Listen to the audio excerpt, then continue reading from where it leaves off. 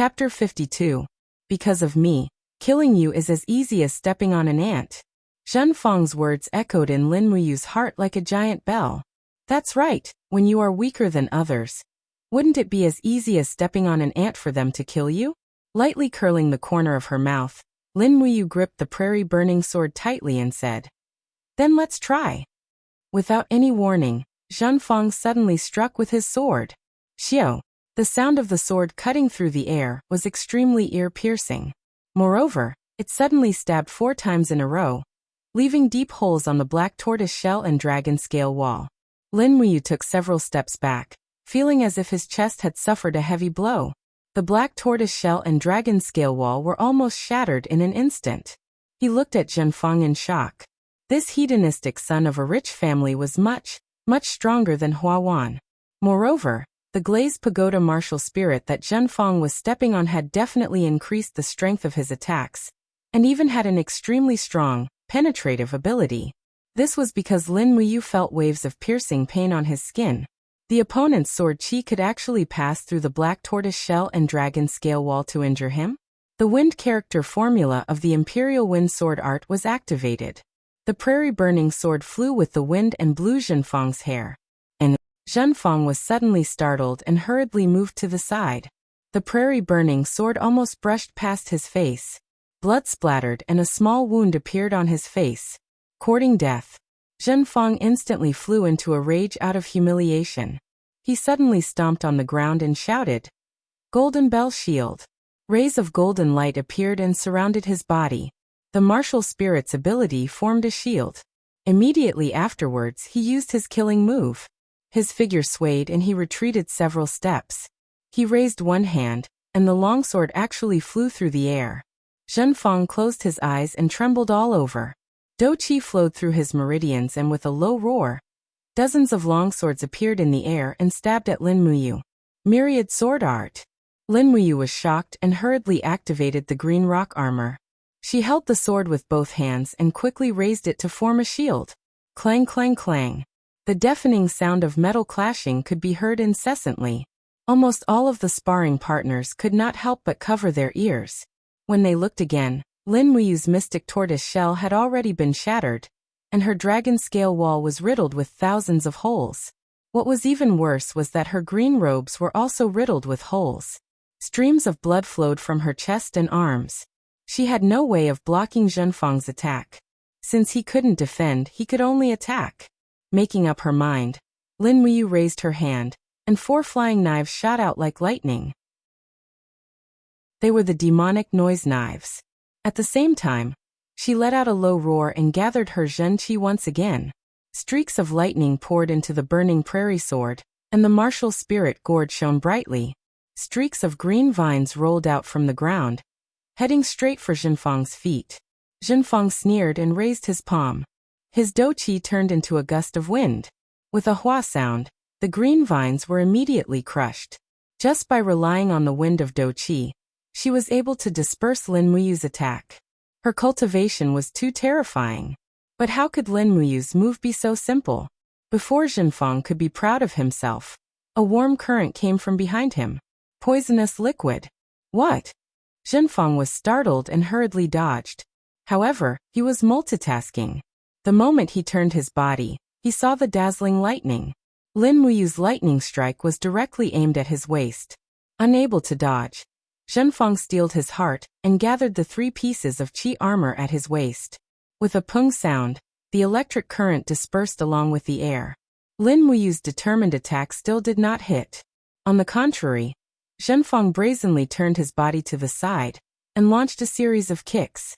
The front part of his boots was cast from steel, and with a pung-pung-pung sound, they continuously landed on Lin Muyu's chest. Shushu.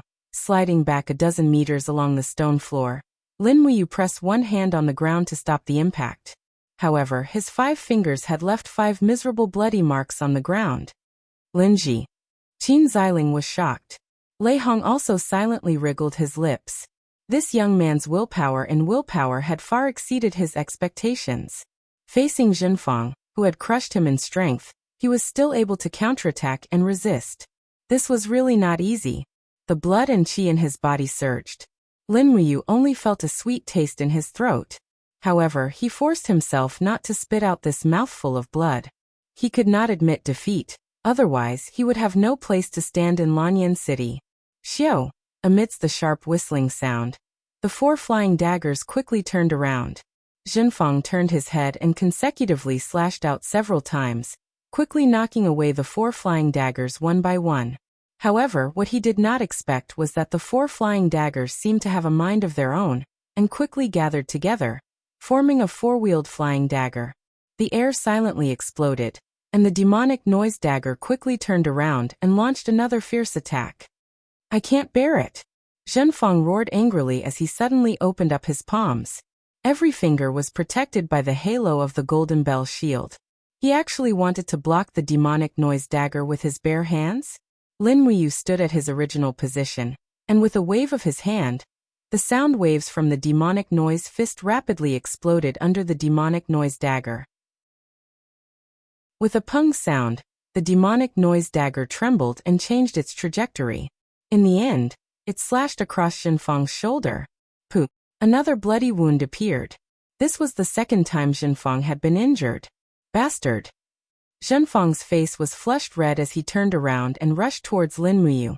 His longsword shone with a golden light, and the martial spirit-glazed pagoda rapidly rose and fell, like a prison cell, trapping Lin Muyu within. Lin Muyu's heart turned cold, and he hurriedly tried to break free. However, his entire body was unable to move. Still thinking of escaping from this daddy's spirit-locked pagoda? Zhenfang's handsome face was contorted. This brat named Lin Muyu had caused him to suffer great humiliation. A Heaven Realm martial artist was actually injured by an Earth Realm martial artist. This was something he could not accept.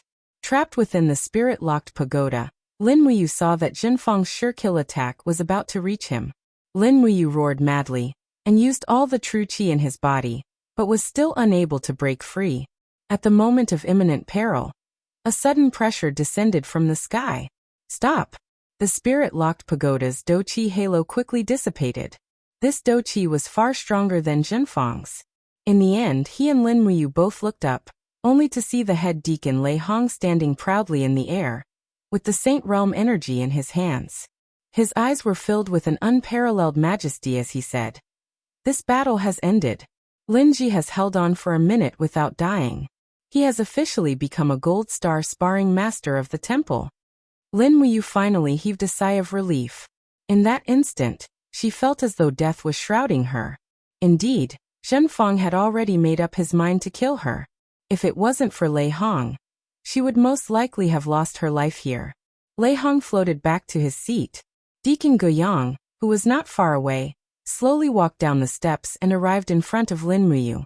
He then took out a golden insignia and wore it on his chest. It was a gold star insignia, the same as the gold star instructor's. The difference was that the gold star instructor's insignia was a gold star with a sword in front of it, while Lin Muyu's insignia was a shield.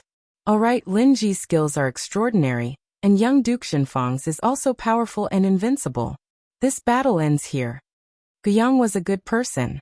He smiled and said with a trembling voice, "Congratulations, Lin Ji. From now on, you are a gold star instructor of the Holy Temple. Your salary is 100 Jin coins from the treasury every month. Hey, your luck is not bad. This kind of treatment is the same as the gold star instructor. Work hard." Lin Muyu nodded. At the same time he looked down. There were a total of 11 sword holes and 8 wounds on his clothes. Although they were not deep and could not be considered serious injuries, this Zhenfang's strength was too terrifying.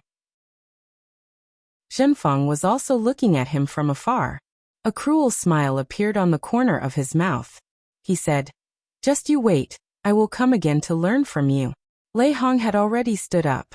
He said, "The trial is over. Deacon Guiyang will arrange the training tasks for this morning." As he spoke, Lei Hong, the great deacon, had already flicked his sleeves and left. Guiyang unfolded a scroll and announced with an old voice, "The training for this morning is Zhang Shanhe against Lu Fang, Zhang Wei against Lin Ji, Laying against Lu Kai, Sun Wei against Qin Xiling." After a long time, Qin Xiling's opponent was finally reported. His opponent was called Sun Wei. This made him heave a sigh of relief. Fortunately, it is Iron Star instructor Sun Wei. Oh right, Linji. How are your injuries? Can you still continue training? I can. After Lin Muyu used his qi to heal his injuries, all the bleeding had stopped. However, his clothes were covered with bloody sword holes, which looked a little frightening. The only bad thing about him was that his qi was severely damaged. He only had less than 60% of it left. Brother Linji, let's go this way. Zhang Wei was a straightforward person. He put his arm around Lin Muyu's shoulder and walked towards a training room not far away. The steel door was opened by a servant and the two of them entered. They then quickly closed the door, as if afraid that the battle inside would affect others. You went through a continuous battle this morning. You should not have much qi left, right? Zhang Wei asked with a smile. Although he looked like a hot-tempered boorish person, he was still quite meticulous. Lin Muyu smiled gratefully. I still have about 60% left. That's good. That's enough. I will also use 60% of my strength to train with you. Zhang Wei raised his hand and summoned his martial soul, the fire bear. The flames on his fists rose sharply. He smiled and said, I practice a fist technique called the fiery soul fist. My fist moves in all directions. It is very powerful and straightforward. It is derived from the god of war, Xiang Wentian's fiery fist. It is very suitable for killing enemies on the battlefield. Lin Muyu had already experienced Zhang Wei's fist technique. It was indeed powerful and natural. On the other hand, the demon sound fist that she learned from Chu Chu was more focused on long-range attacks and neglected close combat. It seemed that Zhang Wei's fiery soul fist was a good complement to the demon sound fist. She should not spar with Zhang Wei, but rather learn. Master Zhang Wei, can I use my fist technique to spar with you? Lin Muyu asked with a smile. Zhang Wei nodded straightforwardly. Why not? There are only the two of us in this training room. We can spar however we want. Many thanks. Very soon, sparks began to burst out from the training room. The two of them practiced back and forth, and were having a great time. However, Lin Muyu's close combat fist technique was really terrible. She was in a situation where she could only rely on the gourd to defend herself. Pung! With one strike, the airflow surged. Zhang Wei's horizontal punch was actually predicted and blocked by this brat. He couldn't help but laugh and say, delightful, satisfying. Zhang Wei's lips curled up. Brother Linji, how did you offend one of the 12 deacons, Zhenfang? I don't know either. Lin Muyu made up an excuse and asked, who is this Zhenfang? He's very strong, and he became a deacon of the holy sanctum at such a young age. He should have a strong background, right? It's more than just having a strong background. Zhang Wei raised his eyebrows and smiled. The empire's current prosperity is all thanks to a famous general, Zhen Yifan. He led 50,000 soldiers of the empire and defeated 170,000 soldiers in the Battle of Liao Bei. He killed 100,000 of the enemy and captured 40,000 of them. He solved the crisis in the north in one fell swoop. Later on, he was worshipped as the imperial advisor by the current emperor. He was honored as the empire's god of war and conferred the title of Divine Marquis. This Zhenfang is the son of Divine Marquis Zhen Yifan. Chapter 53. Lin Muyu was silent for a while. He had never thought that Zhenfang would have such a background, nor did he think that he would unintentionally attract such a terrifying opponent. Zhang Wei patted his shoulder. Be careful, brother. If you're not careful, you might lose your life. As he spoke, he chuckled and said, however, I see that Lord Lei Hong seems to appreciate your ability. Perhaps this is your chance to exchange pointers with Lord Lei Hong. This will be of great benefit to you. And many thanks. In the blink of an eye, the morning passed. Although Zhang Wei's attacks were well controlled, Lin Muyu was still covered in injuries. Of course, his demonic sound fist's close combat techniques were getting stronger and stronger, and Zhang Wei's face had a few more bruises. In the afternoon, he acted as a sparring partner for a Silver Star instructor. By night time, he felt as if every inch of his skin was about to shatter. After dinner, he sat in his room and used a towel to wipe the bruises and wounds on his body. He gritted his teeth and endured the pain. His whole body trembled as if he was an injured little beast licking its wounds alone. At this moment, with a creak, the door opened by itself. Lei Hong, dressed in a white robe, stood outside. Great Deacon, you've come? Lin Muyu seemed to have expected that he would come, so he wasn't too surprised. Lei Hong had a kind expression on his face, and the wrinkles on his face looked somewhat cute under the moonlight. He smiled and said, "You're Lin Muyu, right?" He was shocked and instantly felt as if he had fallen into an ice cave. "Don't worry. If you really are Chu-Chu's student, Lin Muyu, then things will be easy." Lei Hong had a smile on his face. "Child, do you trust me, Lei Hong?" "And I do." "That's good.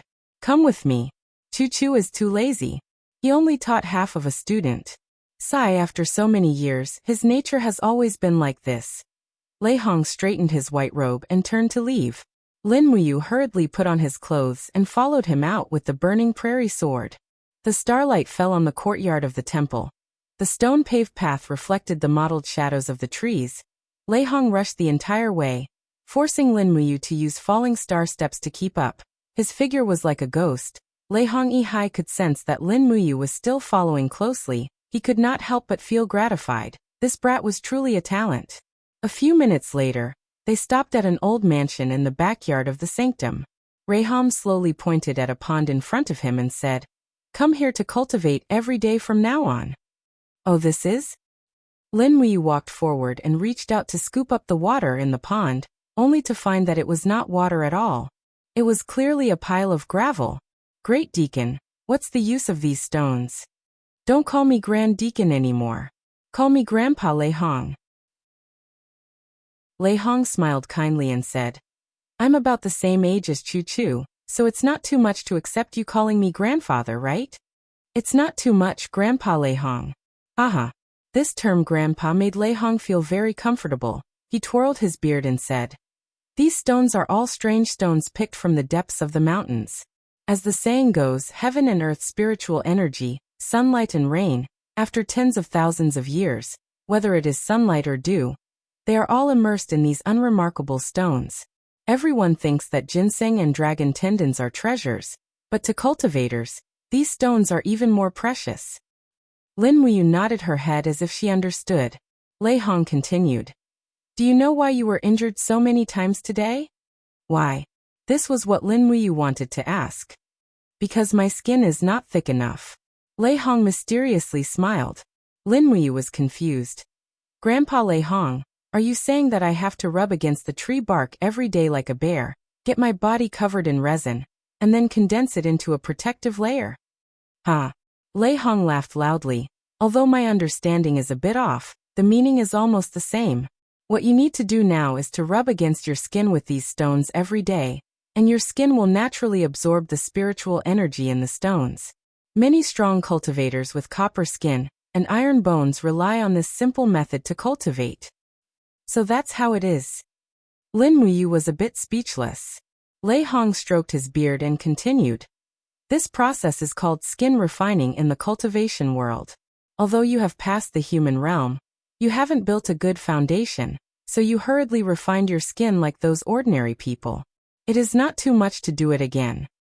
"Yes, thank you, Grandpa. All right, I'm going back to sleep. You cultivate well." "Yes." Lei Hong quietly left, leaving Lin Muyu alone to face a stone mountain and a pile of stones. He jumped into the pile of stones, and his arm was quickly cut by the sharp stones, bleeding profusely. He couldn't help but wonder if this kind of cultivation method would really work. However, at this moment, his mind suddenly lit up, and a beautiful elf flew out of his eye. It was the female elf official Lulu. "Brother." Lulu flapped her wings and flew around Lin Muyu excitedly, and said with a smile, "I heard your conversation just now. Actually, brother doesn't need to use such a clumsy method. Did brother forget that you are a refining grandmaster? The refining cauldron can refine the spiritual energy in these stones, and then refine your skin again." "Oh." Lin Muyu suddenly understood. It was as if she was sitting in a treasure mountain, but she didn't know that she was in a treasure mountain. How could she forget about the refining cauldron? It seemed that she had always used the refining cauldron on other objects, but she had never thought of using the refining cauldron to cultivate her body. If she thought of it, she would do it. There shouldn't be anyone else here. Hua! In a flash of light, she took out the refining cauldron, and a circle of light with a radius of about 2 meters appeared around her. As long as Lin Muyu activated her true qi, it would immediately produce flames to refine the objects in the cauldron. Looking around, Lin Muyu's eyes were ordinary, and she said speechlessly, "But which stones contain the most spiritual energy? Is it those stones in the pond?" Lulu squinted her beautiful eyes and looked around, and said with a smile, "Humph, how would those stupid old men in the holy temple know which stones have the most spiritual energy? They are just trying to figure it out. Actually, brother, look at that fake mountain. The biggest red stone is the one with the most spiritual energy, but they are using it to decorate it. Use your sharp sword to cut a piece and give it a try?" Lin Muyu jumped onto the fake mountain, and with a swing of his sword, a stone the size of a wash basin fell into his hand. Holding the stone, he slowly landed on the ground and stepped into the refining cauldron. As soon as he let go, the stone slowly floated in front of him. He slowly breathed out his true qi, and the 4 walls of the refining cauldron immediately extended out tongues of flame to surround the stone. He closed his eyes, and his consciousness began to enter the stone, analyzing its composition. Just as Lei Hong had said, the stone had been accumulating for a long time, and each gap contained an extremely rich spiritual energy. This mysterious spiritual energy had been sleeping for tens of thousands of years, and at this time, the flames in the refining cauldron were slowly disintegrating the outer layer of the stone. He couldn't break the stone too quickly, or else the spiritual energy would be lost along with the stone. This was a long process, and after nearly an hour, the stone finally began to be analyzed. The outermost layer of the stone was peeling off, revealing the spiritual energy layer inside. Under the moonlight, this layer was shining with a bright light, very mesmerizing. Lin Muyu's forehead was covered with sweat, and Lulu clapped her hands and smiled. "Big brother, you're so good. You can see the spiritual energy layer. Keep it up." The spiritual energy particles flew out from the cracks of the stone, and then wantonly flew around the refining cauldron. These spiritual energies were like mindless spirits, some calm, some restless, but no matter how much they flew, they couldn't fly out of the refining cauldron. After nearly 2 hours, all the spiritual energies were finally released from the stone. Inside the refining cauldron, aside from a pile of crushed stones on the ground, there were countless fluorescent lights flying around. "It's starting." Lin Muyu stretched his arms, calmed his mind, and completely stretched his body. Then he released his true qi, urging the refining cauldron to guide the spiritual energy to refine his skin. In an instant, the strong burning sensation on the surface of his skin almost made him faint, and he even wondered if refining his own skin was really possible. "Keep it up, big brother."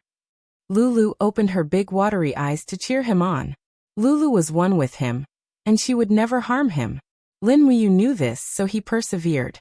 Soon, after the shocking pain, star-shaped spiritual energy particles began to seep into his skin, slowly regenerating the burned skin layer and fusing with it.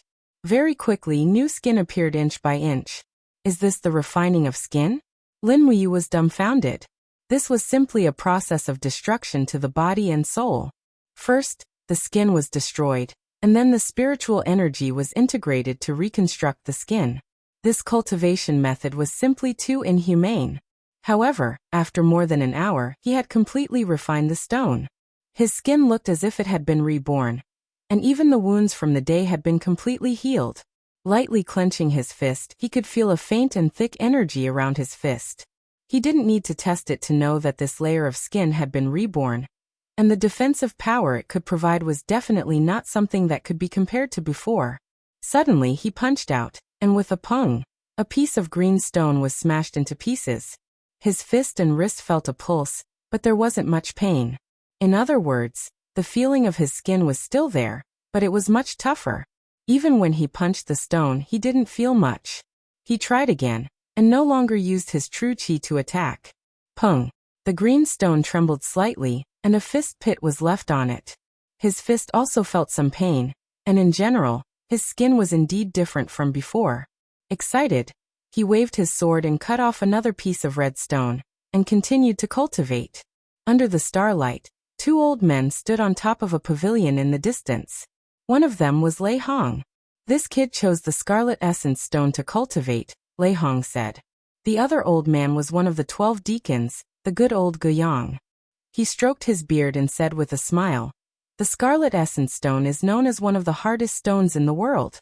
It's too difficult to absorb the spirit qi in the scarlet essence stone." But he seems to have done it. What is the origin of that ball of light? I don't know, but this kid is getting more and more interesting, Guyang said with a smile. Hey, that's right. A talent that old devil Chu Chu likes is definitely not ordinary. Oh right. What should we do about Zhenfang? If the Divine Marquis asks for Lin Muyu to be punished, I'm afraid we won't be able to do anything, Lei Hong said worriedly. Guyang shook his head. Brother, you don't need to worry about that. Zhenfang is an arrogant person, and he definitely wants to kill Lin Muyu with his own hands. As long as we make Lin Muyu unkillable, we can naturally protect this good seedling. And Chapter 54. In the next 2 days, apart from working as a sparring partner, Lin Muyu spent almost all of his time at the side of the fake mountain.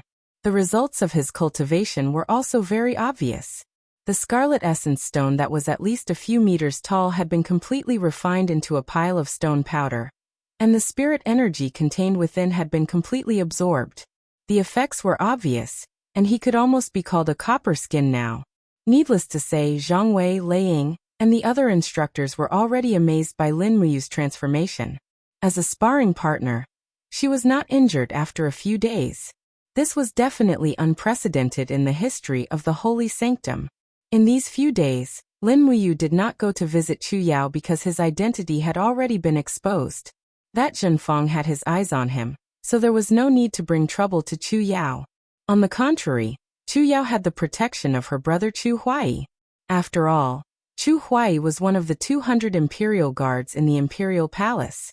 His identity was special, and others might not dare to offend Chu Yao. In the evening after dinner, Lin Muyu took his leave of absence and left the divine temple. It was the day to buy daily necessities, and Qin Xiling was by his side. Qin Xiling admired Lin Muyu's cultivation, and had a willing to be his little brother attitude. However, Lin Muyu did not plan on taking in a little brother, so he treated him as a friend. The streets of the imperial city were also quite lively at night. Lin Muyu carried the burning prairie sword on his back and walked briskly on the stone road. Qin Xiling followed closely behind, his forehead covered in sweat as he smiled and said, Linji, don't run so fast. Tell me, what are you looking for? A weapon store. Which is the best weapon store in the imperial city? Can Xiling take me there? Oh, Qin Xiling muttered to himself and said, the one with the best sales is in the northern part of the city, but the one with the most quality weapons is the Wansheng weapon store in the southern part of the city. It is said that they even sell spirit weapons. Okay, let's go. And, after running for nearly half an hour, they arrived at the southern part of the city. They could see the signboard of the Wansheng weapon store from afar, and the signboard of a brothel in the distance. After entering the store, the shop assistant did not pay attention to the two youths. However, a question from Lin Muyu caught his attention. May I ask, where is the best weapon here? The shop assistant was stunned and looked closely at Lin Muyu. He didn't think he had much money. He raised his eyebrows and said, Can you afford the best weapon? Lin Muyu smiled. I'm sorry, I'm actually here to sell weapons. Look at this. He took out the burning prairie sword and handed it over. The shop assistant pulled out half of the sword with a clang. He couldn't help but reveal a look of joy on his face as he said, Third-grade spirit weapon, good stuff. Young hero, how did you get this? Lin Muyu raised her eyebrows and smiled. There's no need for you to know that. Tell me, do you have anything better than this sword? What are you talking about? Of course there is. Come with me. The shop assistant led them to a corridor and said respectfully, Shopkeeper, there is a young hero who wants to see the most precious weapon of our Wansheng weapon store. The door opened, and a spirited old man appeared in the hall. His eyes were shining. When he saw the burning prairie sword on Lin Muyu's back, a strange look flashed across his eyes. He was an expert. so he could naturally tell that the sword was not an ordinary weapon. He smiled and said, "Young hero, please come in." Lin Muyu walked in and found that the weapons in the front hall were actually ordinary weapons of the highest quality. However, the weapons in this room looked so extraordinary. He could even feel the sharpness of some of the weapons when he got close to them, which made him shudder. When he stood in front of a large saber, the old shopkeeper smiled and said, "Green Lion Saber, first stage mysterious grade. It was once used by warrior sage Lu Xianying. It's a treasure of our store, priced at 400,000 Jinin coins, but no one can buy it." Lin Muyu was speechless. It was too expensive. His monthly salary was only 100 Jinin coins, 1,200 a year. He would have to spend 333 years in the holy temple without eating or drinking to afford this saber.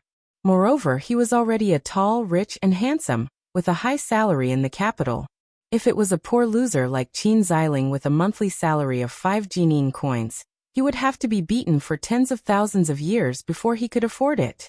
Soon he walked in front of a fiery red longbow. He had a carved bow, but no matter how he looked at it, it couldn't compare to this one. This was because the bowstring of this bow glowed with a sparkling and translucent light, just like moonlight. It was obvious that this was a treasure. The shopkeeper smiled and said, "Snow Jade Moon Bow, 5th stage Saint grade. Legend has it that it was the weapon of goddess Morong Yen, who stepped into the divine state more than 3,000 years ago. After she ascended, she left this bow behind. In the end, it passed through many hands and landed in this old man's hands. The price is 800,000 Jinin coins." Lin Muyu was speechless again. This bow was indeed a good bow, but he definitely couldn't afford it. "Shopkeeper, could it be that the blacksmiths in the capital can't forge spirit grade and mysterious grade weapons? Why are these weapons so ridiculously expensive?" He asked the question in his heart. The shopkeeper laughed heartily. "Young hero, the majority of famous blacksmiths don't cultivate, so their lifespan is only 100 years. Moreover, famous blacksmiths are rarely seen in this world. Only a few of them appear in tens of thousands of years. Many people can only forge 1 or 2 representative pieces in their lifetime, so naturally, spirit grade and mysterious grade weapons are very rare." As he said this, he revealed an unfathomable smile and said, "Young hero, do you know what the people in the capital call me?" "And what do they call you?" "Sword Elder." "Why?" Qin Ziling couldn't help but ask. "Because this old man has been obsessed with swordsmanship my entire life." The Sword Elder laughed heartily and suddenly raised his hand. The burning prairie sword on Lin Muyu's back was suddenly unsheathed. Under the control of an invisible force, it flipped in the air and emitted a series of whistling sounds. Lin Muyu raised his head, and his face revealed a trace of shock. Without waiting for him to react, the Sword Elder pressed his palm down, and the burning prairie sword automatically returned to its sheath. He didn't give Lin Muyu much time to react. "Senior, your swordsmanship is truly outstanding and unparalleled." Lin Muyu's heart was full of respect. The Sword Elder proudly stroked his beard and laughed. "I can't say that I'm unparalleled, but I do have a treasure that is truly unparalleled. Young hero, do you want to see it?" The Sword Elder walked to the side of a wall and lightly pressed a mechanism. The wall trembled, and a drawer-like container automatically extended out. The Sword Elder took out a long black box from inside and placed it on the table. He smiled and said, "Please take a look." Lin Muyu walked forward and opened the box. He discovered that it was a very simple and unadorned long sword. He picked it up and pulled out a section of the sword's blade. Suddenly, he felt an invisible wave of air ripple around him. The sword's light was clear and cold. The sword's blade's design was also very classical. The sword's body was transparent and bright. It was as if layers of starlight were densely covering it. It was very beautiful. The most important thing was that the sword's blade had overlapping edges. The design was almost impossible to see with the naked eye. This made Lin Muyu even more shocked. His refining skills included blacksmithing. This sword was absolutely rare in the world. "What kind of character is this?" "Senior, this is truly a peerless sword," he sincerely praised. The Sword Elder was very satisfied with his performance and laughed. "This sword is called Star Sword. It is a 3rd-rank Saint grade sword. Its sharpness is far better than the azure lion saber and the snow jade moon bow. It is the real treasure of this shop. This old man can even be sure that in the entire empire, there isn't a sword that is comparable to the star sword. Young hero, what do you think? Lin Muyu couldn't bear to let go of the star sword. He said, "It is truly unparalleled. How much is this sword?" "Priceless treasure." The sword elder shook his head and sighed with a smile. "In fact, no one can afford to buy this priceless divine weapon. Even this old man is not willing to sell it. When I die, I will bury this sword with me. I just hope that it won't be stolen by some heartless grave robber." Lin Muyu couldn't help but jokingly said, "Then when Senior is buried, remember to tell me the specific grave location." The sword elder also laughed. He didn't care because this was the best affirmation of this sword. "Young hero, do you still want to buy or sell the sword?" The sword elder asked again. Lin Muyu shook his head. "No, the Wanxing weapon shop was an eye-opener for me. Thank you, sword elder, for letting us see such a treasure." "Thank you. Haha, you're welcome. I won't send you off." In fact, the sword elder was a person who loved swords. From his name, it could be seen that there were people who appreciated his treasures. This was his greatest pleasure. Lin Muyu was thinking about what kind of achievements the weapon forging technique could achieve in this world. Would she be able to forge a divine weapon that was comparable to the star sword? It was a bit difficult, but if she didn't work hard, how would she know? Passing through the corridor, a group of soldiers was training in the backyard. There were so many treasures in the weapon shop. It seemed that it was unrealistic to not have enough military strength to protect them, although there were imperial guards patrolling the city at night. On the way back, Qin Ziling was very surprised at the reason why Lin Muyu came to the weapon shop. Lin Muyu didn't say much. Regarding his weapon forging technique, it was better to keep it a secret. After all, an ordinary man's wealth would cause him to get into trouble. If others knew that he had such a powerful weapon forging cauldron, they might even want to get rid of it. As they were walking, the sound of horse hooves suddenly came from the street in front of them. Hundreds of cavalrymen were rushing towards them. "Be careful." Lin Muyu was agile and brought Qin Ziling away from the cavalry's charge. Qin Ziling was so scared that his face turned pale. "What's going on? Why are they in such a hurry? Whose army is this?" Looking in the direction of the cavalry, there was still an endless stream of cavalrymen behind them. They came from a mansion with a very high status. Above the entrance were 4 large golden words, 7 Seas Tang Sect. Qin Ziling stared blankly. "Oh, it's 7 Seas City's Duke Songlan's army. What's going on?" Lin Muyu's heart trembled and said, "Duke Songlan, is he Tang Xiaoxi's grandfather?" "That's right. You also know Lin Ji?" And Lin Muyu didn't say so much. She quickly squeezed through the crowd of onlookers and grabbed the collar of a middle-aged uncle. She asked anxiously, "Uncle, what happened to the Tang sect?" This uncle was still amiable. Seeing that Lin Muyu was carrying a sword on her back, he said very politely, 7 days ago the Tang sect's eldest miss, Tang Xiaoxi, brought her guards out of the city and entered the dragon-seeking forest to find a brat called Lin Muyu. Who would have thought that she would be chased by the Hall of Chivalry? It is unknown whether Tang Xiaoxi is dead or alive. At night, the surviving guards rushed back, so they have now sent out an army to search for Princess Tang Xiaoxi's whereabouts. Xiaoxi, she went to find me?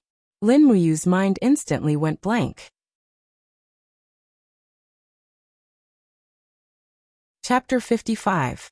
The moonlight shone softly on the forest, and the dragon-seeking forest was as peaceful as ever. The sound of hooves galloping could be heard.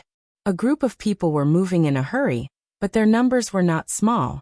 This was a cavalry formation of 2,000 people, led by Feng Jixing, the commander of the Imperial Army. Their mission was to find the whereabouts of Tang Xiaoxi, the Countess of the Seven Seas.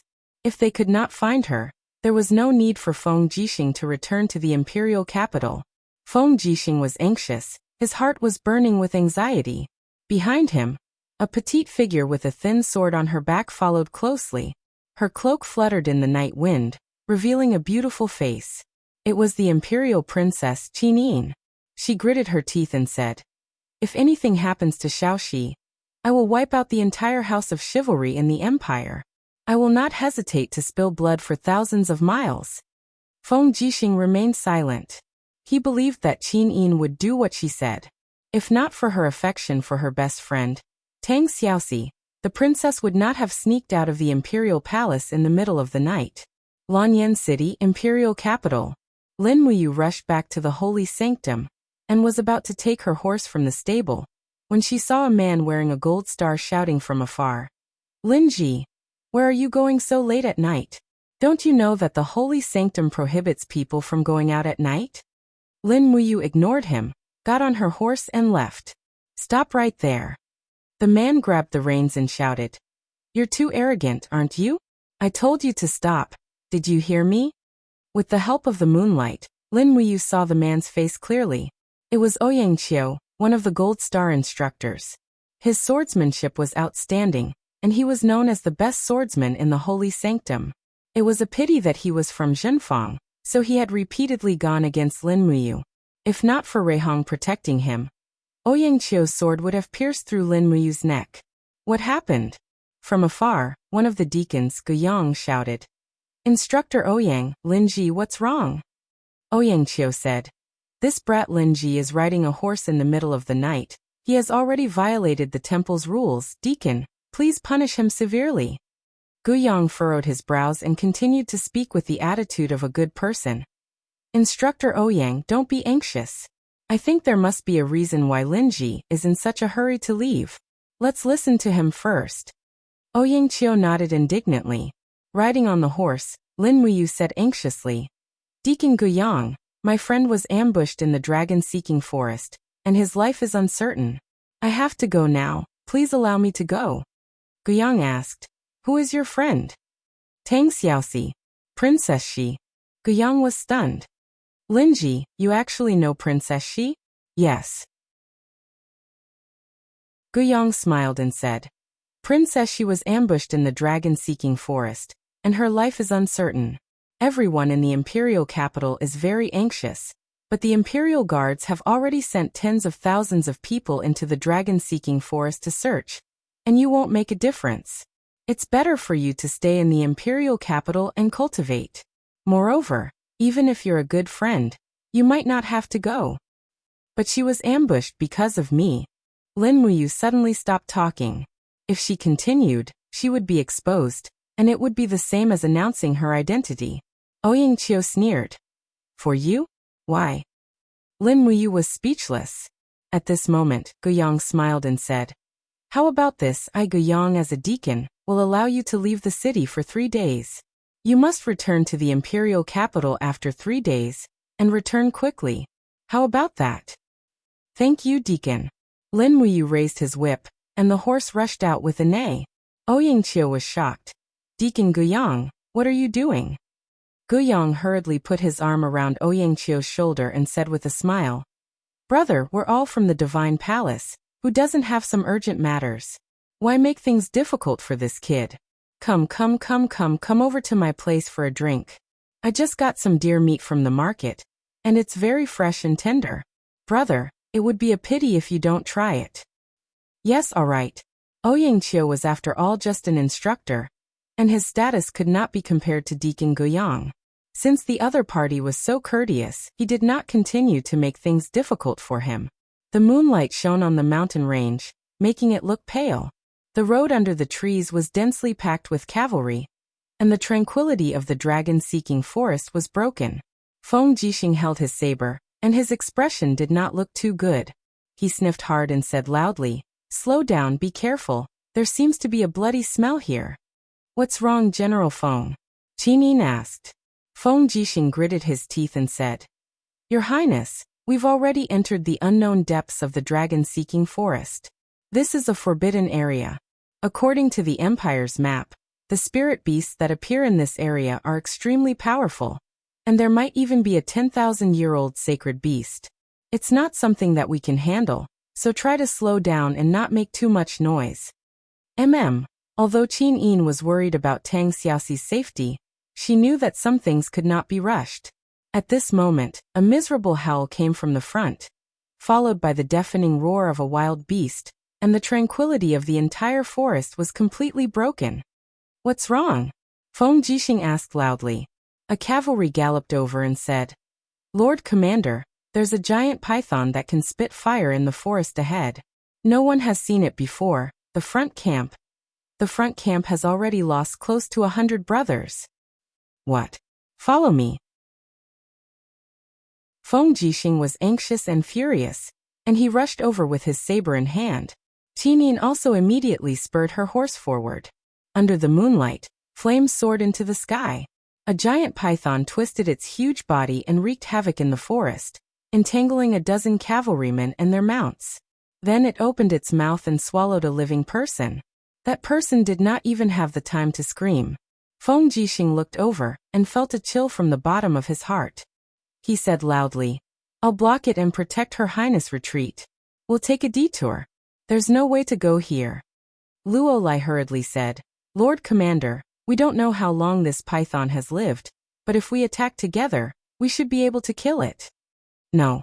Feng Jixing gritted his teeth and said, "Don't you see the two protruding marks on the python's head? This is a dragon snake with a lifespan of 10,000 years. Furthermore, it has just entered the breakthrough period and will soon evolve into a true dragon. Its strength is far above ours. Hurry up and protect Her Highness." Yes. But at this moment, the dragon snake seemed to be able to understand human voices. It suddenly let out a long hiss, released the group of people, and directly swallowed them. It opened its mouth and a ball of flames burned dozens of cavalrymen into charcoal. "Protect Her Highness." Nearly 100 cavalrymen rushed over. Their iron swords and spears landed on the dragon snake's scales, but they could only produce sparks. They could not pierce through at all. And this dragon snake already knew that it had to kill the most important person in this group first. It was the girl in the golden cloak. She was the core of this group of people. Wang. Feng Jixing's saber was enshrouded in a vast amount of battle energy. He suddenly leaped up, and after a loud shout, the image of a purple wild wolf appeared around his body. This was his martial soul. Purple electric flame wolf, a second-grade martial soul. The saber went against the wind and slashed heavily at the dragon snake's head. Puh. In the midst of the sparks, the dragon snake let out a roar. The scales on its head finally cracked slightly, revealing a pale white thing underneath. It looked like a bone, but Feng Jixing knew that it was not a bone. It was obviously a dragon horn that was about to break out of its shell. This dragon snake was originally a snake, but after cultivating for 10,000 years, it was about to evolve into a dragon. Roar. An ear-piercing hiss rang out, and the impact of the sound wave caused Feng Jixing to fall back. He spat out a mouthful of blood, and his chest felt like it had been struck heavily. He never expected this dragon snake to be so strong. After beating Feng Jixing back, the dragon snake quickly slithered over and swept its tail horizontally, turning more than a dozen cavalrymen and their horses into a pile of meat paste. The smell of blood quickly filled the air. Ugh! Qinin knew that she was no match for the dragon snake, but she could not escape either. She could only turn around and open her palms. Her martial soul appeared out of thin air, and a dazzling golden chain flew up. It quickly turned from rigid to soft, and suddenly wrapped around the dragon snake's open mouth. No one expected the princess to have such a cultivation. But before they could celebrate, the dragon snake suddenly opened its mouth again, and actually broke the god-binding chains. Ah! Qinin let out a muffled groan. Her martial soul had been attacked, and blood flowed out of the corner of her mouth. The dragon snake roared and rushed forward, opening its mouth to bite. Pooh! A poisonous fang pierced into the princess's chest, but before it could bite down, Feng Jixing's saber arrived again. With a roar, he slashed at the dragon snake's vital point. Roar! The giant beast finally felt the pain. Its body twisted, and it let go of Qinin to pounce on Feng Jixing. Woo-woo! Qinin whimpered and lay on the back of the horse. She felt a burning pain in her chest, and her skin began to turn purple. The warhorse she sat on neighed in fright, and its 4 hooves ran into the forest. It was originally a 1,000-mile horse, and the surrounding cavalry could not catch up. They could only watch as the little princess disappeared into the forest. On the mountain path full of thorns, A black shadow galloped over. Qin Yin's warhorse was frightened, and she could not care less. Oh, what's that? Lin Muyu did not have time to react, and a soft body crashed into her arms. Both of them fell off the warhorse and rolled at an extremely fast speed down the cliff full of sharp stones and thorns. In a hasty glance, Lin Muyu had already seen that it was a beautiful girl who had crashed into her arms. She immediately used her body to protect her, and all the sharp stones fell on her body. Fortunately, the results of her skin refining training these days were obvious.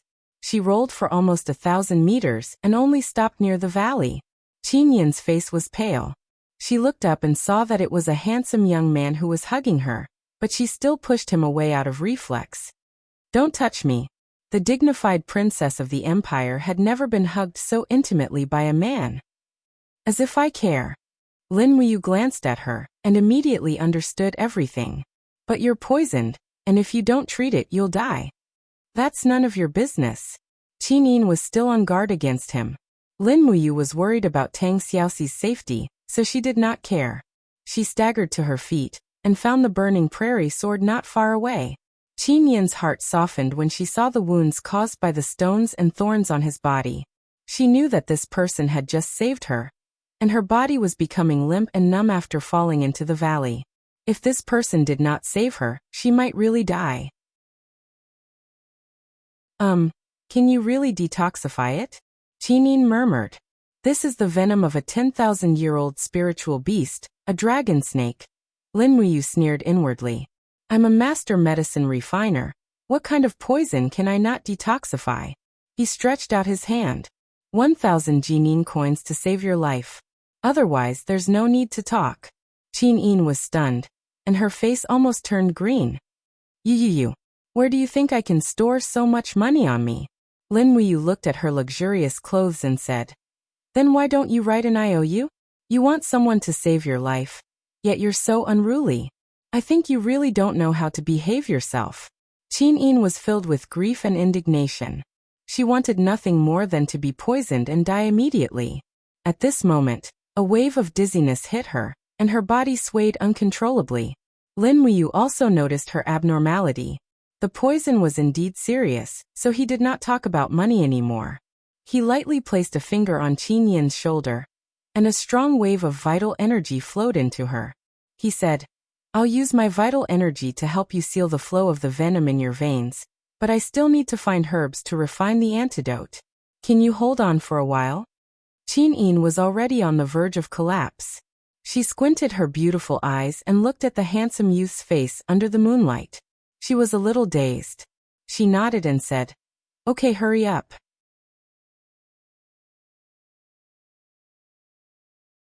Chapter 56. The forest was very dark, and it was almost impossible to see anything clearly in the middle of the night. A cloud floated over their heads, and even the stars were dim. Lin Muyu had no choice but to pull out the burning prairie sword and activate her vital energy. Instantly, flames surged from the sword, illuminating the path ahead. Antidote. Antidote. He kept muttering, but in his heart he was thinking about the 3 antidotes in the alchemy recipe. One was a level 1 medicine, which could only cure symptoms with low toxicity. The second was a level 5 medicine, and the third was a level 9 medicine. This level 9 medicine was called heart calming powder, and most people in this world did not know how to refine it. However, only the heart calming powder could cure this beauty's poison. After all, it was the dragon snake's poison, and normal antidotes would not be able to do anything. The spirit concentration powder could only be consumed in advance to prevent poisoning, but for symptoms that had already been poisoned, only the heart calming powder could cure it. Lulu, he called out softly, and very quickly, a faint green light flew out of his eye. The elf female official Lulu rubbed her sleepy eyes and asked, Brother, what's wrong? I'm in a deep sleep to recover the spiritual energy that I lost last time. Help me see if there are any heart-calming grass and dragon saliva grass around here. Lulu widened her eyes, looked around, and said, Dragon-seeking forest. Let me think, I just searched for resources here a few days ago. Brother, the heart-calming grass is not far away, just 2 miles ahead. As for the dragon saliva grass, it's a bit far, 10 miles away. Do you want to look for it?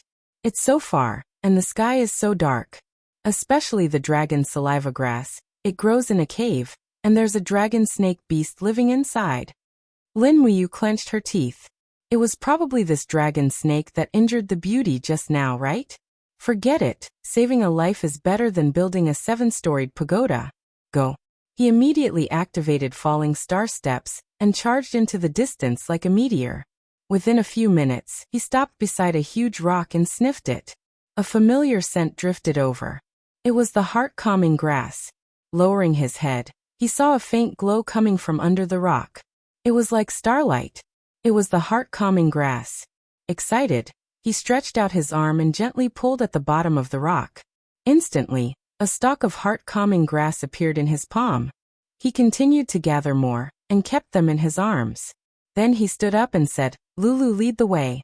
We're going to find the dragon saliva grass." The female elven official flapped her transparent wings, and flew into the distance at an extremely fast speed. Fortunately, Lin Muyu's falling star step wasn't slow either. She followed closely behind the female elven official.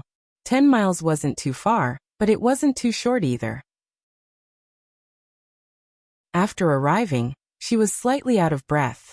In front of the towering stone wall, an ancient tree towered into the sky. At the root of the tree was a large hole that extended all the way down. Lin Muyu guessed that the dragon snake had yet to return from its hunt, so there shouldn't be too much danger here. She took the burning prairie sword and stepped in. Ugh! An extremely fishy smell almost made him faint. Looking at the surrounding ground, there were bones of wild beasts everywhere. He could even see human skulls, which were hideous and horrifying. After walking down for almost 5 minutes, he finally saw a stalk of fluorescent dragon saliva grass on the stone wall. Dragon saliva grass was a level 9 herb. It was almost extinct on the continent. This dragon snake was about to ascend to become a real dragon, so it produced some dragon energy. Under the years of exposure, a small amount of dragon saliva grass grew. It could be considered as an opportunity. He quickly gathered all the dragon saliva grass here, and put them into his pocket. He actually felt an inexplicable sense of satisfaction. Just as he was gathering all the dragon saliva grass, he suddenly thought that since he had entered deep into the tiger's den, he might as well search again. Dragons all like to collect treasures. This dragon snake had lived for at least 10,000 years, so it must have collected a lot of treasures, right? Step by step, he walked into the deepest part of the cave. However, he was disappointed. There were only 7 or 8 snake eggs placed on the dry grass.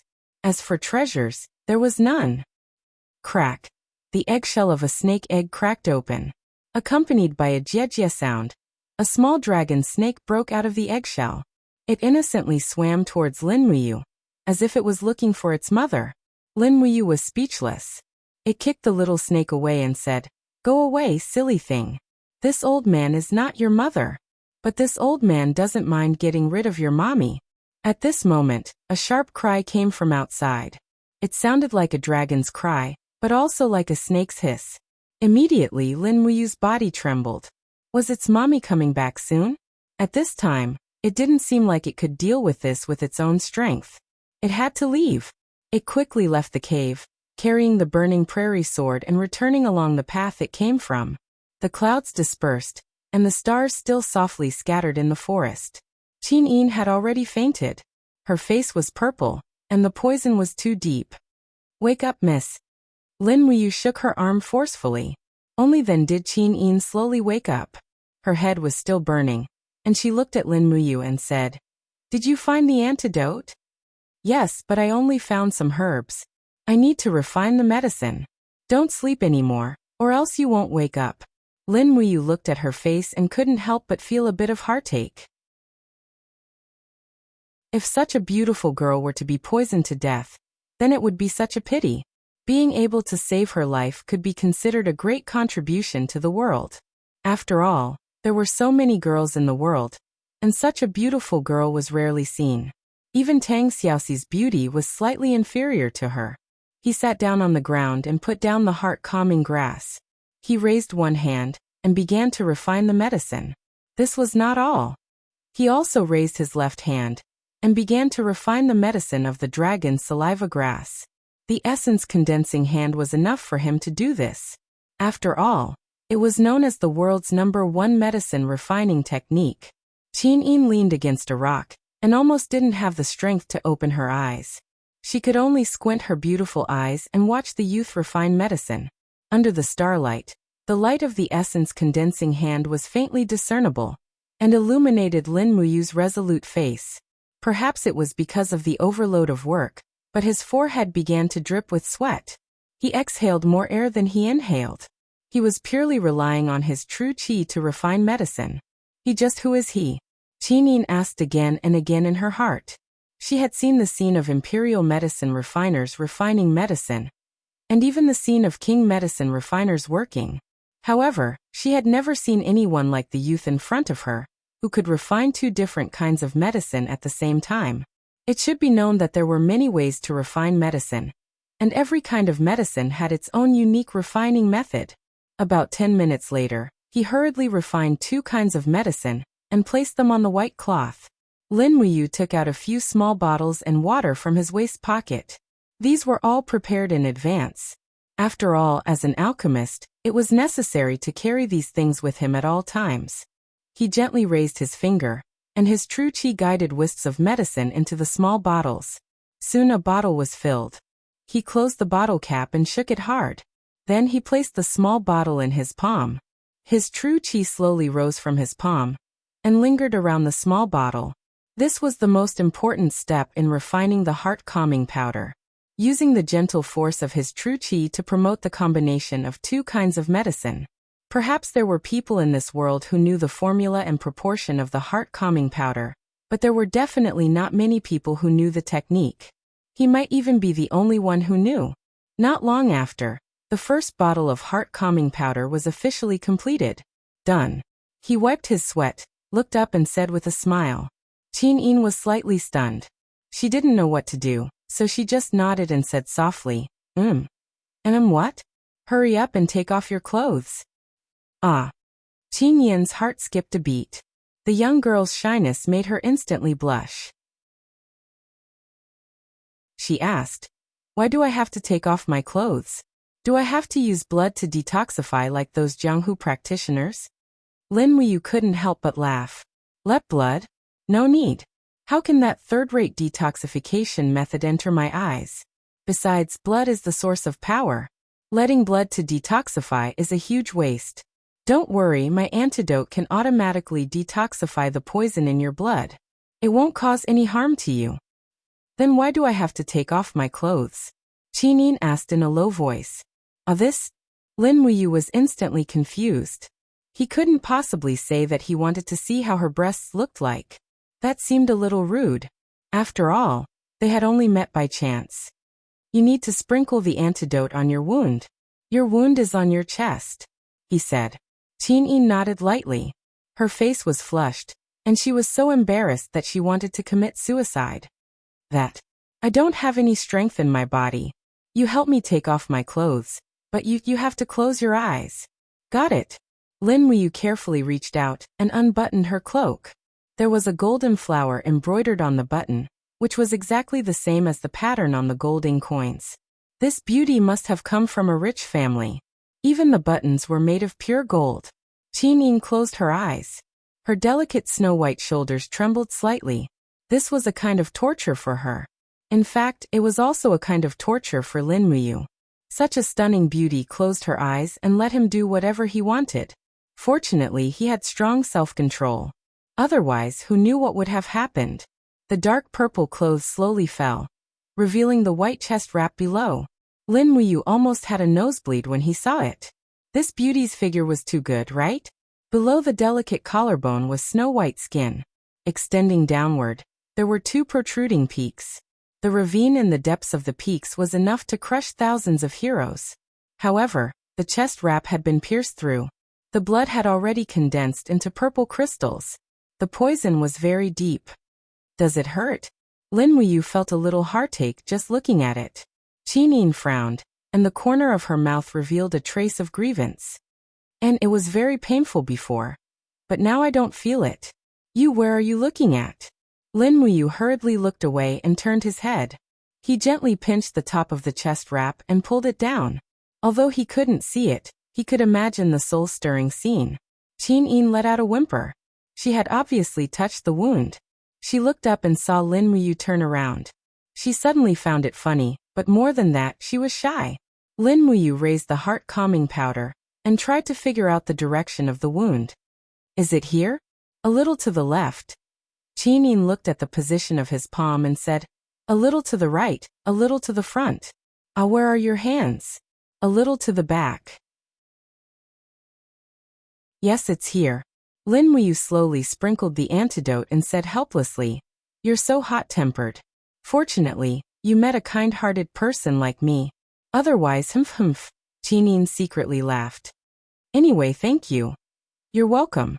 You promised to give me 1,000 Jinin coins. You won't renege on it, right? Of course.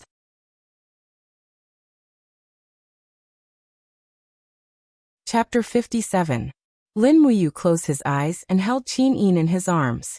He reached behind her to help her put on her clothes.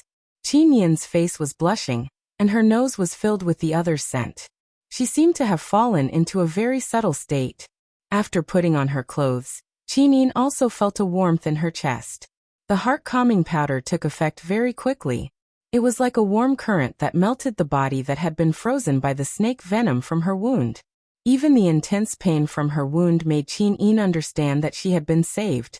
This brat really had some ability. He could even cure the dragon snake's venom. Feeling gradually returned to her arm. She quickly gathered her clothes and said, thank you. You're welcome. Where's the fee? Lin Muyu was busy refining the other bottles of antidote. Why do you care so much about money? Qin Yin sat up straight and regained some of the Empire's princess temperament. Of course, Lin Muyu could not say that he wanted to learn blacksmithing and needed money to buy materials, so he said, how would a daughter of a rich family like you understand the difficulties of us poor children? In short, we need money. Without money, we can't do anything. As he spoke, he put away the antidote he had refined and stood up with the burning prairie sword. I have urgent matters to attend to. Oh right, tell me your address. I'll pay you a visit later to ask for money. Qin Yin could not help but smile. All right, I live in the capital's Tongtian Street 1. Tongtian Street. Lin Muyu thought for a moment and said with a smile. Then it's on the same street as the War Holy Temple. That makes things easier. You're from the War Holy Temple? Qin Yin was stunned. Yes. Lin Muyu scratched his head and said with a smile. I still have urgent matters to attend to. I'll be leaving first. Oh, okay. Under Qin Yin's gaze, Lin Muyu swept away and disappeared into the darkness in the blink of an eye. After searching for a long time in the forest, he still couldn't find the horse he had lost. Instead, he saw many cavalrymen carrying torches walking through the forest, looking for something. Most of them are here to look for Xiaoxi, he thought to himself. He stopped looking for war horses and turned to rush into the fertile field. Suddenly, he realized that he had forgotten something. That's right, he had actually forgotten to ask that beauty's name. 1,000 Jinin coins might have been wasted. Luckily, he knew the address. Your Highness. Your Highness. In the forest, the shouts of the cavalry did not stop. It was late autumn in the dragon-seeking forest, and it was extremely cold at night. Qin Yin pulled her cloak closer, shivering from the cold. Due to her severe injuries, she could not summon her genuine qi, and she did not even have the strength to shout. Step by step, she walked to the jungle path and shouted at the top of her voice, I'm here. The imperial guards with sharp ears immediately turned around. When they saw the princess standing under the starlight, they immediately felt as if they had been given a new life. They shouted in ecstasy, General Feng, Her Highness is here. In the distance, Feng Jixing's arm was wrapped in gauze, and the white robe behind him was also dyed red. He held his saber and galloped over on his horse. He quickly dismounted and knelt on one knee. He cupped his fists and said, I'm late to the rescue. Is your Highness all right? I'm fine. Qin Yin nodded and smiled. General Feng, are you injured? Feng Jixing shook his head and smiled. It's just a small injury. However, The Imperial Guards lost many brothers in order to defeat this 10,000-year-old dragon snake. It's really a sin. Fortunately, Your Highness is fine. This is great. He looked at the bandaged wound on Qin Yin's chest, and could not help but ask, Your Highness, weren't you stabbed by the dragon snake's venom? That venom. Are you really all right? I'm fine. The venom has been neutralized. How is that possible? That's the venom of a 10,000-year-old dragon snake. Feng Jixing was shocked. How did you neutralize it? I met a stranger. He helped me neutralize the venom. Oh, who is it? What's his name? This. Qin Yin was suddenly stunned. Her beautiful face was blank. Oh no, she actually forgot to ask for his name. She was still too careless after all. Feng Jixing seemed to have guessed something. He held back his laughter and continued cupping his fists. Since that's the case, I'll send someone to escort Your Highness back to the capital. I'll continue leading the search and rescue mission for Princess Shi. No, I want to go personally. Then. All right. At the break of dawn, the light of the rising sun shone on the dragon-seeking forest. It was late autumn, and the maple leaves were like fire. A young girl held a walking stick made of tree branches and walked unsteadily in the mountains. Her small boots had been worn out by the sharp rocks, and her snow-white soles were exposed. Looking in the direction of the sun, she pouted and said, That's the east, then the southwest should be this direction. No, it seems to be the other direction. As she spoke, she stomped her feet and said resentfully, Tang Xiaoxi, why don't you study the geographical maps properly? Look at you now, you're lost again. Sob, I'm so hungry. She continued to limp into the distance. She had to go, or else she could only wait for death. However, Tang Xiaoxi did not know that a pitch-black leopard was walking slowly on the other side of the mountain range. A pair of merciless eyes stared at her. To the black leopard, she was not a stunning beauty, but a delicious breakfast. This was a spiritual beast black leopard with a lifespan of 3,000 years. Moreover, it was in heat and needed a large amount of food to replenish its energy consumption. Its paws made no sound as it stepped on the fallen leaves and gravel, approaching Tang Xiaoxi step by step. Finally, when the two of them were less than 20 meters apart, the black leopard suddenly growled and leaped over. Tang Xiaoxi was immediately alerted. She opened one hand and the firefox martial soul came out of her body. She raised the tree branch in her hand lightly, and drew a cross-shaped light in the air. Bang! Who would have thought that the surface of the black leopard's body would actually have a shield made of spiritual power? It instantly broke through Tang Xiaoxi's obstruction and waved its sharp claws, leaving a terrible wound on her shoulder with a crack. If it was a normal day, Tang Xiaoxi would still have the strength to fight, but now that she was covered in wounds and hungry, how could she fight? She hurriedly stepped on the halo of the firefox martial soul and ran away. Roar! The black leopard roared and chased after her. How could it let go of such a delicious meal so easily? Just as the black leopard's sharp claws descended again, the sound of horse hooves came from afar and a familiar voice shouted, It's Princess Shi, hurry up and follow me. In the maple forest, a white figure galloped over. It was a young man in a white robe, holding a strangely shaped saber in his hand. Before he got close, he jumped up from his horse, opened his hand and shouted in the air, Bastard, get out of here. Buzz. The golden light exploded and a golden iron chain appeared out of thin air, directly penetrating the black leopard's abdomen. Immediately, blood and intestines rolled out. This was actually the god-binding chain that was exactly the same as Qin Yin's martial soul. The saber fell like lightning and with a crack, the black leopard's head rolled along the grass. He carried the bloodstained saber and cupped his hands, saying, Xiaoxi, are you all right? I brought the royal guards to save you. Tang Xiaoxi's body trembled, and all the grievances burst out in an instant. Tears flowed down her face. Brother Qin Lei, you're finally here. I almost died here. Qin Lei's eyes were filled with heartache. Silly girl, it's all right now. We'll return to Lanyan City after resting for a while. Don't worry, with me here, no spirit beast can harm you.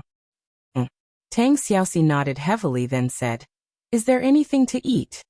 Yes. Qin Lei immediately fetched some cooked meat and water. Tang Xiaoxi didn't care about being a virtuous lady and wolfed it down. After she finished eating, she wiped her small mouth and felt that she was too unreserved. Thus she recovered some of the attitude of a princess and said, "Brother Qinlei, how's the imperial capital?" "Same as usual."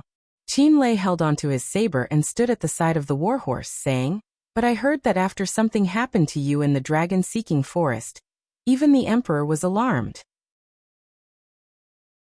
So, the imperial capital dispatched at least 10,000 troops to search for you in the dragon-seeking forest. Luckily I found you. Everyone was worried to death. I heard that Her Highness Yin also secretly left the palace to look for you." Xiaoyinshi. Tang Xiaoxi pursed her red lips. "She'll be fine, right?" "Haha, don't worry. She's with Commander Feng Jixing of the Imperial Guards. Moreover, they set off with a total of 5,000 Imperial Guards. She should be fine. Look at me. I only brought 2,000 Imperial Guards." Tang Xiaoxi looked at the group of Imperial Guards behind Qinlei and was a little embarrassed. She smiled and said, "I'm really sorry to everyone causing the imperial capital to mobilize so many troops." Qinlei smiled honestly and asked, "Xiaoxi, what kind of person is that Lin Muyu? I heard that he's just a felon of the imperial capital. Why would you put yourself in danger for this kind of person?" "No, Lin Muyu is not a felon. He's not that kind of person." Tang Xiaoxi's expression was very resolute as she said, "He saved my life before, so I must come to the dragon-seeking forest to look for him. Unfortunately, I met with the ambush of the House of Chivalry and many of the Imperial Guards died." Qinlei said, "The duty of a knight is to die for the sake of protecting. Their deaths must be of value. Xiaoxi need not blame yourself too much. Let them set off back to the imperial capital. I'll release the Yu's letter now and let Her Highness Yin and Feng Jixing know about this matter as soon as possible. Otherwise they will still be searching around like headless flies in the dragon-seeking forest." And good. The white bird flew up and flapped its wings as it swept across the sky, bringing the news of Tang Xiaoxi. On the vast land, Lin Muyu carried his long sword as he moved swiftly. He avoided all the spiritual beasts in order to find Tang Xiaoxi as soon as possible. However, the route seemed to have deviated. He would never be able to find Tang Xiaoxi in the direction he was heading. Raising his head to look, a white bird flew past. He didn't know who raised it as a messenger bird. On the other side of the continuous mountain range, the bird slowly landed on Feng Jixing's shoulder. He opened the letter and couldn't help but be overjoyed. "Your Highness, General Qinlei has found Princess Xi." Qin Yin was pleasantly surprised. "Good, where is Xiaoxi?" "I don't know. He arranged for us to meet at the western gate of the imperial capital." Then let's set off quickly." "All right."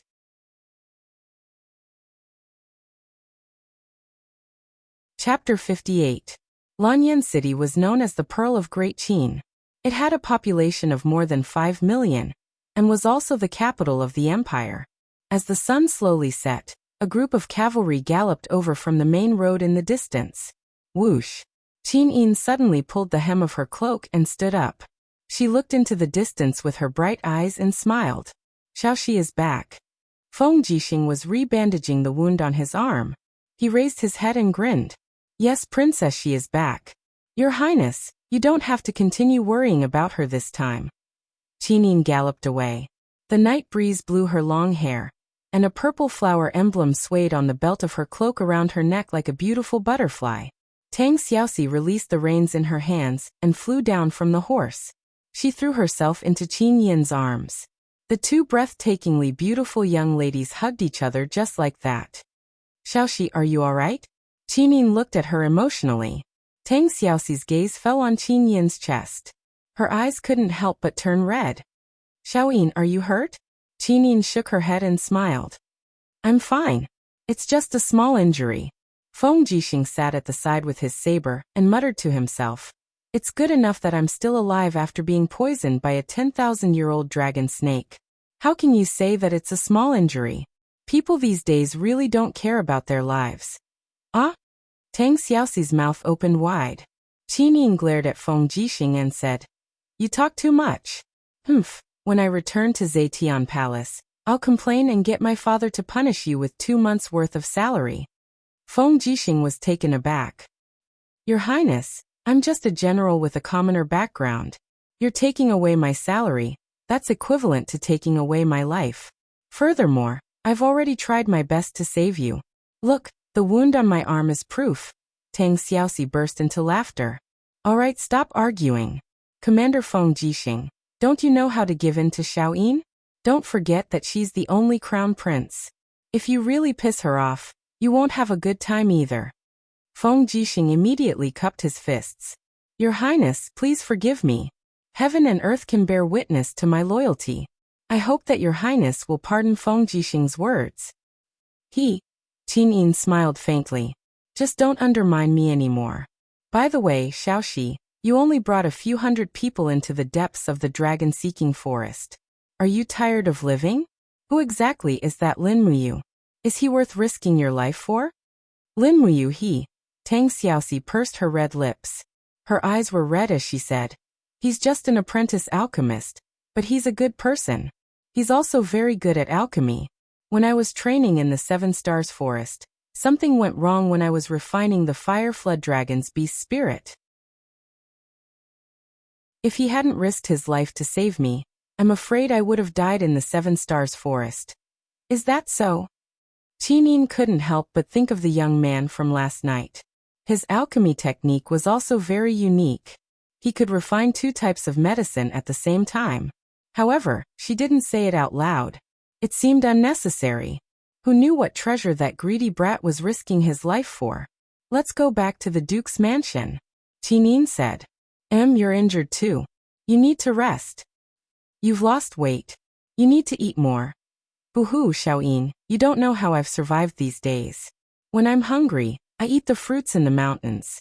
When I'm thirsty, I can only drink the water from the stream. I heard that the spiritual beasts drink and pee in the stream. All right. I'll treat you to something delicious. A day later. It was almost dusk in the dragon-seeking forest. Faint howls of wolves and tigers could be heard coming from the mountains. This place was full of danger. Almost every mountain was occupied by a spiritual beast that was more than 2,000 years old. Under the afterglow of the setting sun, the young man carried a rabbit he had just hunted and looked around. He was almost lost. Looks like I've gone the wrong way. Xiaoxi isn't here. Lin Muyu calculated the time. The 3-day leave that he had applied for from Guiyang, the deacon of the Holy Sanctum, was almost up. He had to return to Lanyan City before dawn tomorrow.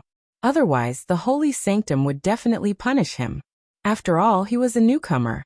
It was better not to play truant. With a sigh, he channeled his genuine qi into his feet and dashed into the distance as light as a swallow. He wanted to rush back to Lanyan City before dawn. The horse was lost. It was probably impossible to find it. Lin Muyu secretly regretted. This trip was really an unlucky one. Not only did he lose the horse, he also failed to find Tang Xiaoxi.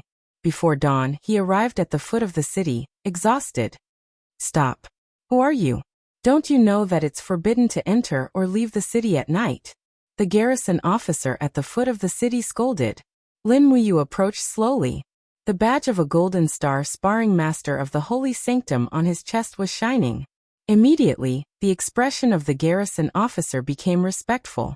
He gave a straight military salute and said, "Oh, it's the Lord of the Holy Sanctum. Please enter the city." Thank you. The Holy Sanctum was also known as the Holy Temple. It was the most sacred temple in the eyes of all the martial artists on the continent. Although Lin Muyu was only a sparring master in the Holy Sanctum, his status was quite distinguished. At least in front of these ordinary soldiers. His status was so outstanding that the garrison officer, even though he was a centurion, was still respectful. When he stepped into the city, his legs felt as if they were filled with lead. His genuine qi was almost exhausted. After a night of running, he replaced the hooves of a horse with his legs, which naturally consumed a lot of his physical strength and genuine qi. Walking along the main street of the city, he found that the name of the street was Tongtian Street. Yes, it was the street where the beautiful girl in the dark purple cloak lived. So Lin Muyu counted the house numbers one by one. After walking for a long time, he finally reached the last few houses. Number 4 Tongtian Street. The Ministry of Justice of Lanyan City. The birthplace of all criminal laws in the empire now. 3 Tongtian Street. The office of the Minister of War, the residence of the Minister of War. No. 2 Tongtian Street. The Hall of Seeking Talents, opened by the Emperor himself, a place to seek talents. Number 1 Tongtian Street. Zetian Palace, the general name of the Imperial Palace of Lanyan City, and also the center of this world. In the distance, a group of Imperial Army cavalrymen slowly moved forward with shiny weapons in their hands. They were patrolling to ensure the safety of the Zetian Palace. The inner palace of the Imperial Palace was continuous, and there were thousands of houses. It was not just extravagant, so it required a lot of guards to guard it. When Lin Muyu saw the huge golden door sign of the Zetian Palace from afar, her whole body trembled. Women are all liars. From afar, a centurion of the Imperial Army rode over and said, "So it's someone from the Holy Temple. Young man, what brings you to the Zetian Palace?" As expected, even the Imperial Army was extremely respectful of the Holy Temple. "May I ask, is the number 1 Tongtian Street the Zetian Palace?" Hahaha, of course. Only the residence of the Emperor can afford to be called number 1 Tongtian Street. "Oh, it's fine. Thank you." He turned around and walked away with a blank look on his face. 1,000 Jining coins had gone down the drain just like that. That girl was beautiful, but she was actually a liar. How unfair. For the entire morning, it was her turn to be a sparring partner for Silver Star instructor Zhang Wei. Zhang Wei's fiery soul fist was extremely violent, and the other sparring partners were not willing to face it. Fortunately, Zhang Wei had a good impression of Lin Muyu, so he allowed Lin Muyu to sleep soundly in the training room while he practiced his fist technique over and over again. After half a day's rest, her physical strength had recovered to 70%, and her vital energy had recovered to 80%. At noon, Deacon Guyang appeared again with a paper scroll in his hand to announce the training matches in the afternoon. Coincidentally, it was Zheng Shanha's turn to be sparring partner for Lin Muyu. This expert, who was known for his defense, was easier to deal with. However, at this moment, a Gold Star instructor carrying a longsword walked out and said with a smile, "Lord Linji is the only Gold Star sparring partner in the Holy Sanctum. He can't always be sparring with old Zheng and Zhang Wei." Deacon, Ouyang Qiu requests to spar with Lord Linji in the afternoon. "I hope that Deacon can grant my request." Guyang hesitated for a moment and said, "All right, then Linji will spar with Ouyang Qiu in the afternoon." "Thank you, Lord." Ouyang Qiu's eyes were filled with hostility. When he looked at Lin Muyu, a trace of killing intent flashed across his mouth. Lin Muyu couldn't help but feel a chill in her heart. Ouyang Qiu was young Marquis Zheng Fang's subordinate. Zheng Fang failed to kill her last time, and was humiliated instead. If Ouyang Qiu really wanted to kill her, then there really wasn't much she could do. After all, the Holy Sanctum only had rules of iron and blood. If a sparring partner was accidentally killed, then there would only be some compensation. The perpetrator's punishment was nothing more than a few months of confinement, and a year or two of forfeiture of salary.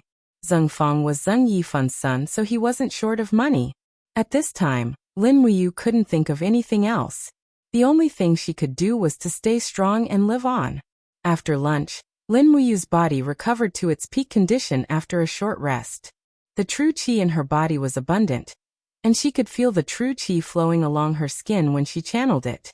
It was a very comfortable feeling, and it was only after training her skin. If it was before, Lin Muyu would definitely be worried about whether she could survive the afternoon. But now there was no need for that. Ouyang Qiu was only a level 61 heavenly venerate. Defeating him was inevitable, but killing him would not be easy. Ding, the bell rang. The afternoon training was about to begin. Lin Muyu carried the burning prairie sword on his back, clenched his fists, and walked out of the training hall. His face was full of confidence. The appearance of Ouyang Qiu made him very worried, but it also made him very excited. Only by facing such a strong opponent could he quickly increase his combat experience. In this world, strength was undoubtedly important, but experience was even more important. Strength was not absolute. A level 50 battle saint with rich experience could also defeat a level 60 heavenly venerable who underestimated him. In the training hall, a group of instructors and sparring partners were facing each other. This was the etiquette before training.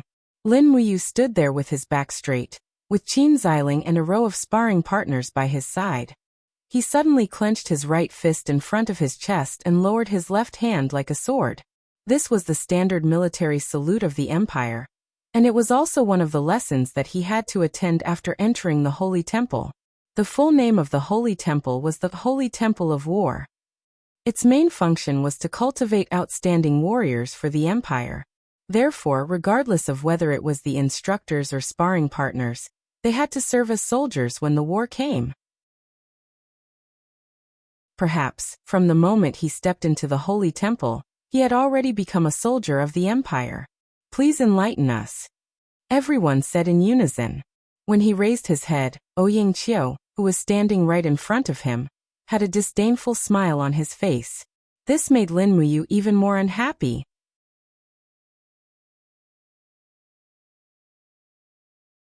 Chapter 59. At the Duke of Seven Seas' residence, the rear hall was filled with a refreshing fragrance. Princess Qin Yin's arrival terrified the servants. It was said that the emperor was so concerned about Qin Yin's safety that he almost couldn't resist coming to the duke's residence to visit his daughter. This made everyone in the duke's residence feel flattered. Tang Xiaoxi focused on a whole piece of venison. She held chopsticks in her left hand, and a short dagger in her right hand as she skillfully cut the meat. Her pretty face was filled with satisfaction as she said with a smile, "The venison with sweet sauce is so delicious. Xiaoyin, you should eat more too."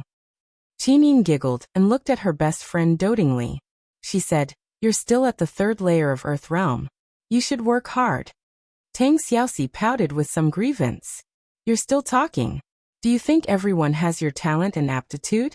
What's more, Xiaoyin, your martial soul is the world's #1 god binding chains. My martial soul is only the second-grade firefox. Oh right, what's your cultivation now?" Feng Jixing said, "Your Highness has reached the first layer of Heaven Realm at rank 57. Ah. Tang Xiaoxi opened her mouth and clenched her fists. "I didn't expect Xiaoyin to leave me behind so much. I have to work hard too, but I have to eat my fill first. Otherwise, I won't have the energy to cultivate." Qin Yin and Feng Jixing couldn't help but smile. "I just don't know how Mu is doing. I don't even know if he's dead or alive." Tang Xiaoxi suddenly said faintly as she ate. Her eyes were red. Feng Jixing was stunned and didn't say anything. Instead, Qin Yin said, "Xiaoxi, if Lin Muyu is really that important to you, I'll go to Father Emperor and ask him to pardon Lin Muyu. He only killed a small official in a border city." Tang Xiaoxi looked at her excitedly. "Really?" Qin Yin nodded vigorously. "Yes." At the side, Qin Lei, who was eating meat, suddenly raised his head and said, "Your Highness, His Majesty once said that no one can be pardoned in front of the Empire's laws. He said these words on the day he ascended the throne.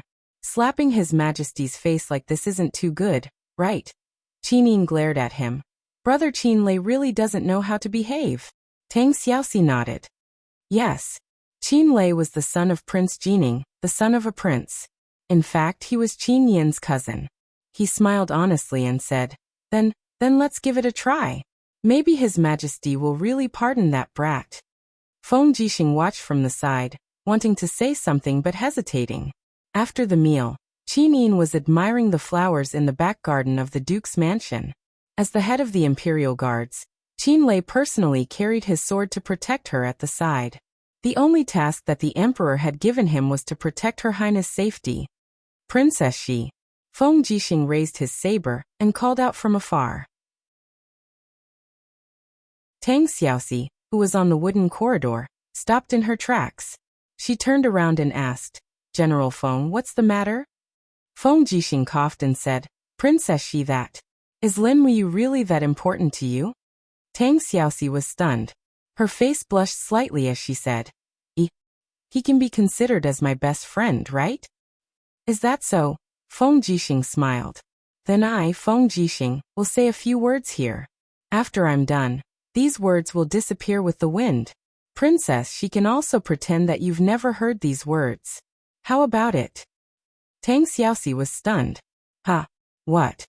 Feng Jixing pondered for a moment and said, "A few days ago, a boy traveled a long distance from Silver Fir City. After nearly half a month, he went through many hardships from 7 Stars Forest to Dragon-Seeking Forest. After that he entered Lanyan City. Due to my recommendation, he has already entered the Holy Temple to cultivate. He has changed his name to Linji. Perhaps the Holy Temple will have the answer that princess she wants. Ah! Tang Xiaoxi's delicate body trembled. The silver scarf around her neck flew with the wind and landed in the lotus pond. She slowly raised her head and looked at Feng Jixing with her beautiful eyes. Really? Yes. Feng Jixing nodded heavily and said, "Don't worry, princess. At any time, Feng Jixing will never lie. Princess, your scarf flew away." Inside the training room, Ouyangqiu raised a longsword. He didn't know where this sword came from, but it was definitely not an ordinary one. Ice crystals flowed along the blade, indicating that it was at least a spirit weapon. It wasn't much inferior to Lin Muyu's burning prairie sword. Swords have no eyes. Be careful, Lord Linji. I won't be able to bear the consequences if you get hurt. Ouyangqiu said indifferently. He had already begun to activate his martial spirit. It was a beast martial spirit that looked like a poisonous snake. At the same time, his blade began to glow with the luster of fighting aura. This was his greatest advantage over Lin Muyu. Fighting aura versus true qi was on a completely different level. Lin Muyu didn't say anything. He quickly summoned the walls of his gourd and buffed himself with the dragon scale wall, black tortoise shell, and green rock armor. Although this was just a training, he knew that this was a battle of life and death for him. Ouyangqiu didn't hide his killing intent the moment he drew his sword. There were only 2 people in the training room, so killing couldn't be easier. Thank you. Ouyangqiu suddenly flipped his wrist, and his longsword struck out like a bolt of lightning. The first sword of the Sacred Temple's attack was indeed extraordinary. His sword aura was surging with Do Qi, and it even let out a sharp sword cry in the air. Lin Muyu's swordplay was limited to the Imperial Wind Sword technique and the Lightning Strike Slash. The Lightning Strike Slash was a killing move, and the Imperial Wind Sword technique focused on speed and manipulation of the wind. At this moment, she had completely forgotten her identity as a sparring partner. She moved with the falling star steps, and the burning prairie sword's flames erupted. With a ding, she knocked away her opponent's blade, and with a swoosh swoosh swoosh, 3 consecutive slashes landed on Ouyangqiu's chest. Good sword skills. Ouyangqiu couldn't help but cheer. After all, he was a martial artist. Even if they were on different sides, he couldn't help but admire the opponent in front of him because of his obsession with cultivation. Ding, ding, ding. 3 consecutive sounds rang out. Lin Muyu's 3 sword attacks were quickly blocked. Ouyangqiu's speed of defense was too fast. After the 3 sword attacks, he swept his sword horizontally. The blade of his sword was filled with fighting aura, and bang! It struck the black tortoise shell. At the same time, he released his martial spirit and brazenly spat out a mouthful of venom. Ah! Lin Muyu quickly retreated a few steps. He raised the walls of his gourd and used his qi to deflect the venom. However, he suddenly felt a chill behind him. Ouyangqiu's footwork was extremely exquisite. Shwa! Shwa! The longsword formed a triangle attack behind him. However, it was too late to turn around. The first layer of the black tortoise shell was directly smashed into pieces. Ouyangqiu's fighting aura surged from his body. He laughed maniacally and rushed over. He lifted his battle knee and heavily struck the second layer of the dragon scale wall. His fighting aura shook Lin Muyu's blood and qi. Lin Muyu retreated a few steps. Ouyangqiu raised his head and leaped into the air. His longsword transformed into dozens of swords. It was actually the myriad sword art. The penetrative power of his sword qi was too strong. Even the dragon scale wall couldn't block it. He quickly activated his martial spirit skill, Poison Liquid. His qi condensed into the shape of a gourd flower. He spat out a mouthful of venom. Ouyangqiu didn't know what was going on. Naturally, he didn't dare to use force. He hastily stopped using the myriad sword art. He somersaulted in the air and dodged the venom. However, he saw the venom spitting out on the ground. So venomous. He sneered. Same to you. Lin Muyu brandished his sword and attacked again. The 2 of them were entangled in a fight again. After fighting for nearly 50 rounds, Both of them had more wounds on their bodies. The difference was that Ouyangqiu's arms were pierced twice and blood was flowing out. On the other hand, Lin Muyu's chest was pierced twice. However, he only broke her skin and didn't bleed too much. Her blood was just enough to soak through her clothes. Therefore, it seemed like her injuries were serious. However, Ouyangqiu's injuries were actually more serious.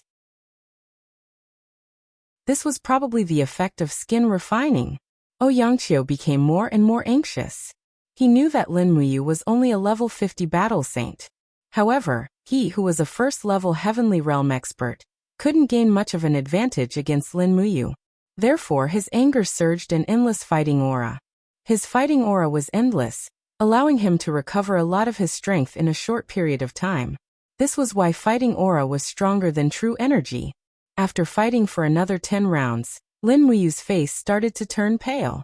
His strength was starting to run out. A few more sword wounds appeared on his body. Puff puff puff. Ouyangqiu's attacks became more and more urgent. His sword was like a venomous snake, trying to devour Lin Muyu's heart, neck and other vital parts. Ouyangqiu's killing intent was completely exposed. You want to kill me? After the heavy demonic sound fist forced his opponent to retreat. Blood was already flowing out from the corner of Lin Muyu's mouth. He raised his head and looked at his opponent, saying coldly, "Zhenfang, do you really want me dead?" Ouyangqiu sneered. "It's not that the young master wants you dead, it's that you deserve to die. You little bastard, you're just a wanted criminal. Do you think you're qualified to cultivate in the Holy Palace? Go to hell." The long sword pierced through the air and launched another dozen or so piercing attacks. Lin Muyu desperately channeled his true energy to form the dragon scale wall, but it instantly shattered again. After all, the difference in strength was too great. Even he himself felt a little weak. Bang! Lin Muyu's back slammed into the wall. The wall was at least 1 meter thick, but the strong impact still shattered the surface of the wall. Lin Muyu's body also penetrated 20 centimeters into the wall. Hua!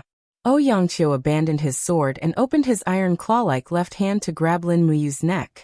He laughed and said, "How is it? Isn't your gourd the best defense in the Holy Palace? Why isn't it magical now? Has your body been tempered? Ha ha ha, that old thing Lei Hong actually taught a trash like you the tempered skin technique, but not us. He's too biased." As he spoke, he placed the tip of his sword on Lin Muyu's chest and slowly pushed it in. When the tip of the sword pierced into his flesh, he looked at his opponent's pained expression and couldn't help but laugh. "How is it? Why isn't your tempered skin working? Linji, you don't want to die like this, right? Ha ha ha, a trash like you can only die like this. Resist. Resist." Suddenly, an angry roar came from his heart. Lin Muyu's body trembled, and a mysterious and vast energy surged into his arms. It was a little familiar. Yes, it was the 7 planets' profound energy. At this time, this life-saving energy actually surged again. Raising his left arm, he shook off Ouyangqiu's sword.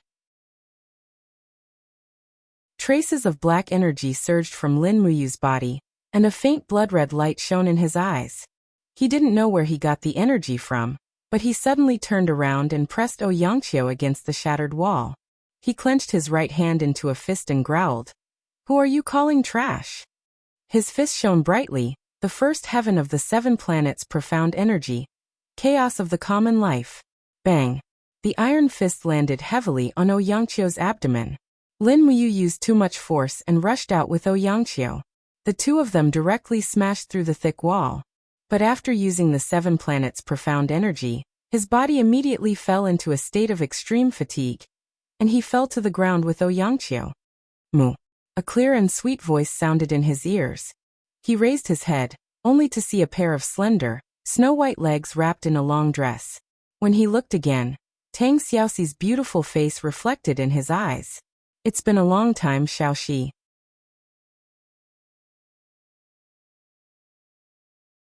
Chapter 60. Moo. Without any explanation, Tang Xiaoxi pounced into Lin Muyu's embrace.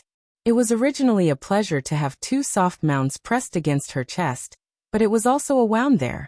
Lin Muyu immediately groaned, and her face started to turn pale. "Ah, are you alright? Moo." Looking at the sword wound on Lin Muyu's chest, Tang Xiaoxi, the beautiful princess, was instantly enraged. She turned around and looked coldly at Ouyangqiu. Who is this instructor Jin Xing? Beside her, Chief Deacon Lei Hong said respectfully, reporting to Princess his name is Ouyangqiu. Ouyangqiu also recognized this beautiful girl as the legendary Duke of Songlan's only granddaughter. He hurriedly struggled to get up despite his injuries and knelt on the ground. This lowly one greets Princess Shi. Hua. A string of flames encircled Princess Shi's snow-white fingers. She suddenly appeared in front of Ouyangqiu in a flash, raised her 5 fingers, and slapped Ouyangqiu's face. Ouyangqiu was sent flying from his original spot, and fell to the ground. There was a burning 5-fingered mark on his face. Tang Xiaoxi's attack was enhanced by her martial soul, so he could be considered to have a good cultivation base, since he didn't faint immediately. Lei Hong was instantly petrified. Princess, why did you beat up instructor Jin Xing? Tang Xiaoxi helped Lin Muyu up and said coldly, because he bullied my people. The other deacon at the side was Zhenfang. Zhenfang refuted.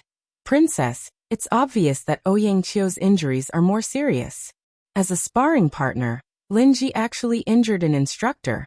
This has already violated the rules of the sacred sanctum. He should be expelled from the sacred sanctum immediately. Tang Xiaoxi turned around and said word by word. Lin Ji belongs to me, Tang Xiaoxi. Young Duke Zhenfang, I dare you to say that again. Zhenfang stammered for a moment, but was actually unable to say anything else. Although Zhengfang was the only son of divine Marquis Zheng Yifan, Zheng Yifan did not have any military power during non-war times. On the other hand, Tang Xiaoxi's backer was her grandfather, Tang Lan, who held hundreds of thousands of military power in Seven Seas City. There was a world of difference in status and real power between the two. Mu, are you okay? Tang Xiaoxi put away the coldness on her face and revealed a smile that a young girl should have. She looked at Lin Muyu, who was leaning against her, and asked. Lin Muyu was overwhelmed by a myriad of emotions. After parting ways at Kathaya City, he knew that Tang Xiaoxi wouldn't care about him at all due to the disparity in status between him and her. Unfortunately, he was wrong. Happiness had come too suddenly. It turned out that Tang Xiaoxi cared about his safety this much. So he put on a show. Xiaoxi, I went to the dragon-seeking forest to look for you 2 days ago, but I couldn't find you. Tang Xiaoxi burst into laughter. Silly Mu, the dragon-seeking forest is so big. How did you find me? Fortunately, I found you now. How is it? I'm still better than you, right? Lin Muyu couldn't help but laugh. Princess, she is the best in the world in both literature and martial arts. Tang Xiaoxi was very happy to be coaxed. That's more like it. As she spoke, she turned around and pointed a finger at Ouyangqiu. Even though Lin Ji is only a sparring partner, you better remember that Lin Ji is a distinguished guest of our Duke of Seven Seas estate. No one is allowed to harm him, or it would be equivalent to going against Seven Seas City. Turning to look at Lei Hong, Tang Xiaoxi revealed a beautiful smile that refreshed the heart. Grandpa Lei Hong, why didn't you restrain your instructor Jin Xing? Look, the sparring partner was almost beaten to death. With such heavy injuries, he was clearly trying to kill someone. Lei Hong hurriedly cupped his fists. Princess, you are right. I will do my best to supervise this matter in the future. Zhenfang gritted his teeth. Great Deacon, we have our own rules. There's no need to compromise for the sake of a mere Seven Seas city, right? Tang Xiaoxi's face turned cold. At this moment, a person walked out from the group of royal guards behind her. It was Feng Jixing. Feng Jixing held his saber and sneered. Young Duke, I know that Ouyangqiu is your swordsmanship teacher. If he wants to kill Lin Ji, you can't get away with it, right? Zhenfang was stunned. General Feng, why are you here? It's not just me. Feng Jixing stepped aside. Chu Huayin, who had not appeared for a long time, had a lazy smile on his face. He held a heavy sword and smiled. Young Duke, we are all friends of Lin Ji. If he has offended you in any way, please forgive him. Just treat it as giving us face. Chu Huayin. Zhengfang gritted his teeth and said, Princess, she is so ostentatious. She actually called the commander of the Imperial Guards and Chu Huayin of the Imperial Guards over. One is a white-robed Imperial Guard, and the other is a Imperial Guard. This is clearly making me speechless, right? However, don't forget that the laws of the Empire are strict. Those who break the law will never have a good ending. You guys better behave yourselves. There's no need for you to worry. Tang Xiaoxi said indifferently. I will naturally resolve my friend's matter. However, young Duke, you should know your limits in the future. No matter what happens, as long as something happens to Lin Ji, Tang Xiaoxi will not let it go. Zhenfang flicked his sleeves and left. Ouyang Qiu stood up resentfully, wiped the blood from his mouth, and followed. Seeing them leave, Chu Huayin walked forward and patted Lin Muyu's shoulder. He laughed and said, You're really not bad. You were actually able to surpass your realm and defeat a heavenly state expert like Ouyang Qiu. Lin Muyu couldn't say anything. He was almost killed. How could he talk about such an embarrassing thing? He could only say, sigh, I was just lucky. Otherwise, I would have been beaten up by him. Lei Hong walked forward. How are your injuries? Lin Muyu shook his head. I'm fine. Thank you for your concern, Grandpa Lei Hong. Lei Hong nodded. Then he said to the group of instructors and sparring partners, All right, it's fine now. You guys can carry on with your own cultivation. Don't mess up. The crowd dispersed. However, one thing was certain. Everyone saw that Gold Star instructor Ouyang Qiu was defeated by Lin Muyu. As the #1 swordsman of the Holy Temple, Ouyang Qiu was definitely going to be humiliated. Tang Xiaoxi and Lin Muyu were reunited after a long time. There were many things that they wanted to say, but they didn't know what to say when they actually met. The courageous and decisive princess, she stood at the side blushing. She looked at Lin Muyu speechlessly. Lin Muyu looked at her adorable expression and couldn't help but laugh. Xiaoxi, your face is as red as the sunset. Tang Xiaoxi became even more embarrassed. She waved her fist and punched him. You're still talking? I thought you were dead. How could that be? I'm so lucky. Feng Jixing couldn't be bothered to listen to the two of them flirt with each other. He cupped his fists and said, The matter has been resolved. Princess, I should return to Zetian Palace Hall. His Highness has already gone back. I can't stay outside for too long. Thank you, Brother Feng. Lin Muyu said. Chu Huayin also said his goodbyes. Lin Muyu and Tang Xiaoxi sent them out of the Divine Hall. Tang Xiaoxi sent back a group of cavalry guards. She only brought a few people with her, because she wanted to accompany Lin Muyu to have a good look around the capital. At night, they settled at the famous restaurant in the capital, Tingyu Restaurant. There were only the two of them. They ordered some rice wine, and a table full of sumptuous dishes. This meal was treated by Tang Xiaoxi. Princess, she didn't care about money at all. Lin Muyu had been starving in the dragon-seeking forest for a few days, so naturally, he would eat like a tornado. Tang Xiaoxi, on the other hand, had already eaten her fill at noon. She smiled as she watched him gobble down the food. Finally, when her stomach was almost full, Lin Muyu burped in satisfaction. She smiled and said, The food that others treat is really fragrant. Tang Xiaoxi covered her mouth and smiled. Idiot! Oh right. I have good news for you. I received a letter from Yu Shu at noon. Tomorrow at the latest, Chu will return to Lanyan City. Oh, Teacher Chu Chu is back? Tang Xiaoxi nodded and said, When I see him, I will naturally let him go to the Divine Hall to see you. He will also teach you some martial arts. Zai. Mu, although your advancement speed is very fast, you are still not strong enough. The Divine Hall is a place where people will swallow you whole. Without enough strength, you can only be trampled on. Lin Muyu felt the same way. I have already experienced it. Tang Xiaoxi tilted her head and looked at her with a smile. Mu, can I go to the Divine Hall to see you often? Sure, but don't make such a big commotion again. Lin Muyu scratched her head and said helplessly, Now I am afraid I am already a famous person in the Divine Hall. Tang Xiaoxi covered her mouth and laughed. Big idiot, the more famous you are, the more those people will not dare to touch you. If you are just a nameless brat, with Zhenfang's nature, I am afraid he would have killed you quietly. That's true. Lin Muyu looked at her own fist. After circulating her energy, her skin was covered with energy and smiled. It is still the fist that is hard, otherwise it is useless to say anything.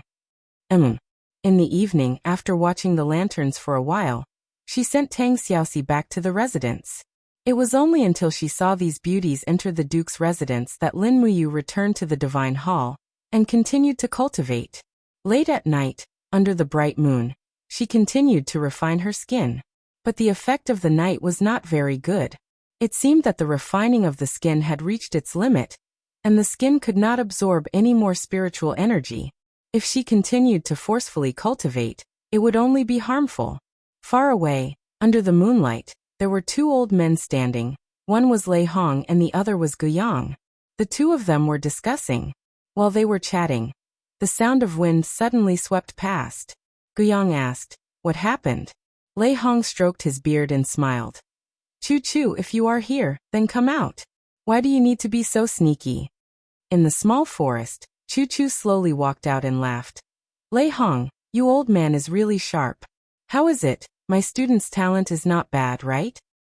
"His talent is not bad, but it has not improved." Lei Hong's eyes shone brightly.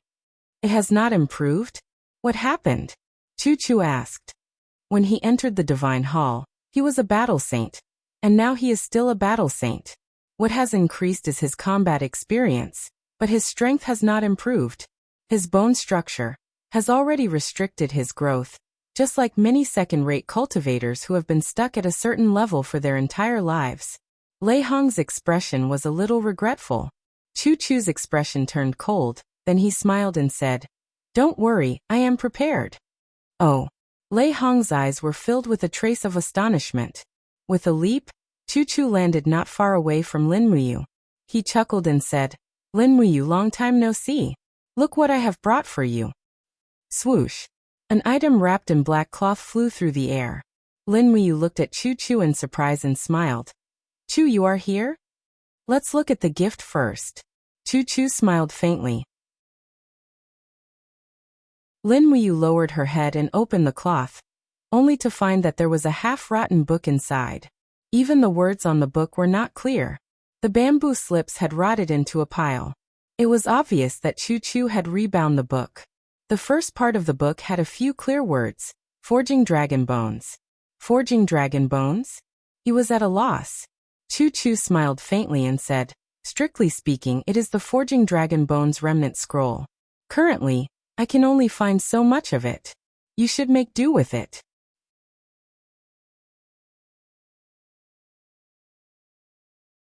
Chapter 61. Forging Dragon Bones. Lin Muyu held the remnant scroll and flipped to the first page. The first sentence of the mental cultivation method was engraved on it. Forging the bones and cleansing the marrow, like a dragon shedding its scales, opening the 4 gates, reshaping the bloodline. He was at a loss. "Grandpa Chu, what is this Forging Dragon Bones remnant scroll used for?" Chu twirled his beard and smiled. "Just by looking at the name, you will understand. It is a mental cultivation method for forging the bones and cleansing the marrow. However, this mental cultivation method is similar to that of a dragon, so it is called the Forging Dragon Bones remnant scroll." As he said this, Chu plucked a leaf from the iron tree beside him. With a shio sound, the leaf flew 100 meters backwards and directly into a green rock. He laughed loudly. "I am teaching this kid a martial art. Do you 2 old fellows still want to eavesdrop? Hurry up and go drink. Wait for me." Lei Hong laughed heartily.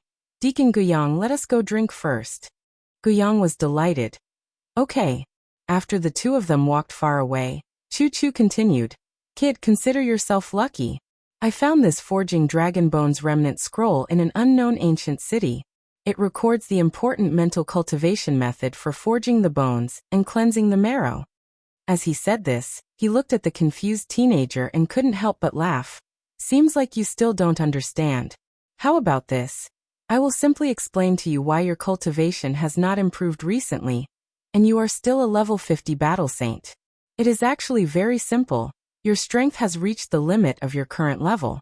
In other words, your bloodline is unable to support a stronger cultivation level. Everyone in the Empire practices martial arts, But not everyone's cultivation level is equal. This is related to the bloodline. The imperial family of the empire, the Qin family's bloodline, is a superior bloodline, the legendary true dragon's bloodline. That is why the Qin family's cultivation is very easy, but you, he said with some regret. To be honest, you are a good material for practicing martial arts, but you are not a person with a superior bloodline. Your bloodline is at most average. Lin Muyu was a little speechless. She thought to herself, my Lin family's bloodline is actually so trashy. This is really unexpected. Chu Chu continued. The greatest use of this dragon forging bone remnant scroll is to temper your bones. In the world of cultivation, honing your bones is incomparably important. But for most people, honing only strengthens the bones and does not affect the essence of the marrow. This dragon forging bone remnant scroll is only a legendary martial arts manual. It is said that it can reshape one's bones and blood vessels. When that time comes, perhaps you will have a bloodline as strong as the Dragon Clan, and there will no longer be any cultivation that you cannot endure.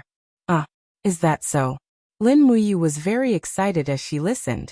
She held the forging dragon bone remnant scroll in her hands, but she suddenly looked up at Chu Chu and said, Grandpa Chu Chu, since this forging dragon bone remnant scroll is so precious, I can't accept it. You should keep it for yourself and cultivate. Looking at this rather simple and honest kid, Chu Chu couldn't help but laugh loudly. Silly kid, do I, Chu Chu, look like that kind of selfless person? If I could really cultivate it, I'm afraid I wouldn't be giving it to you.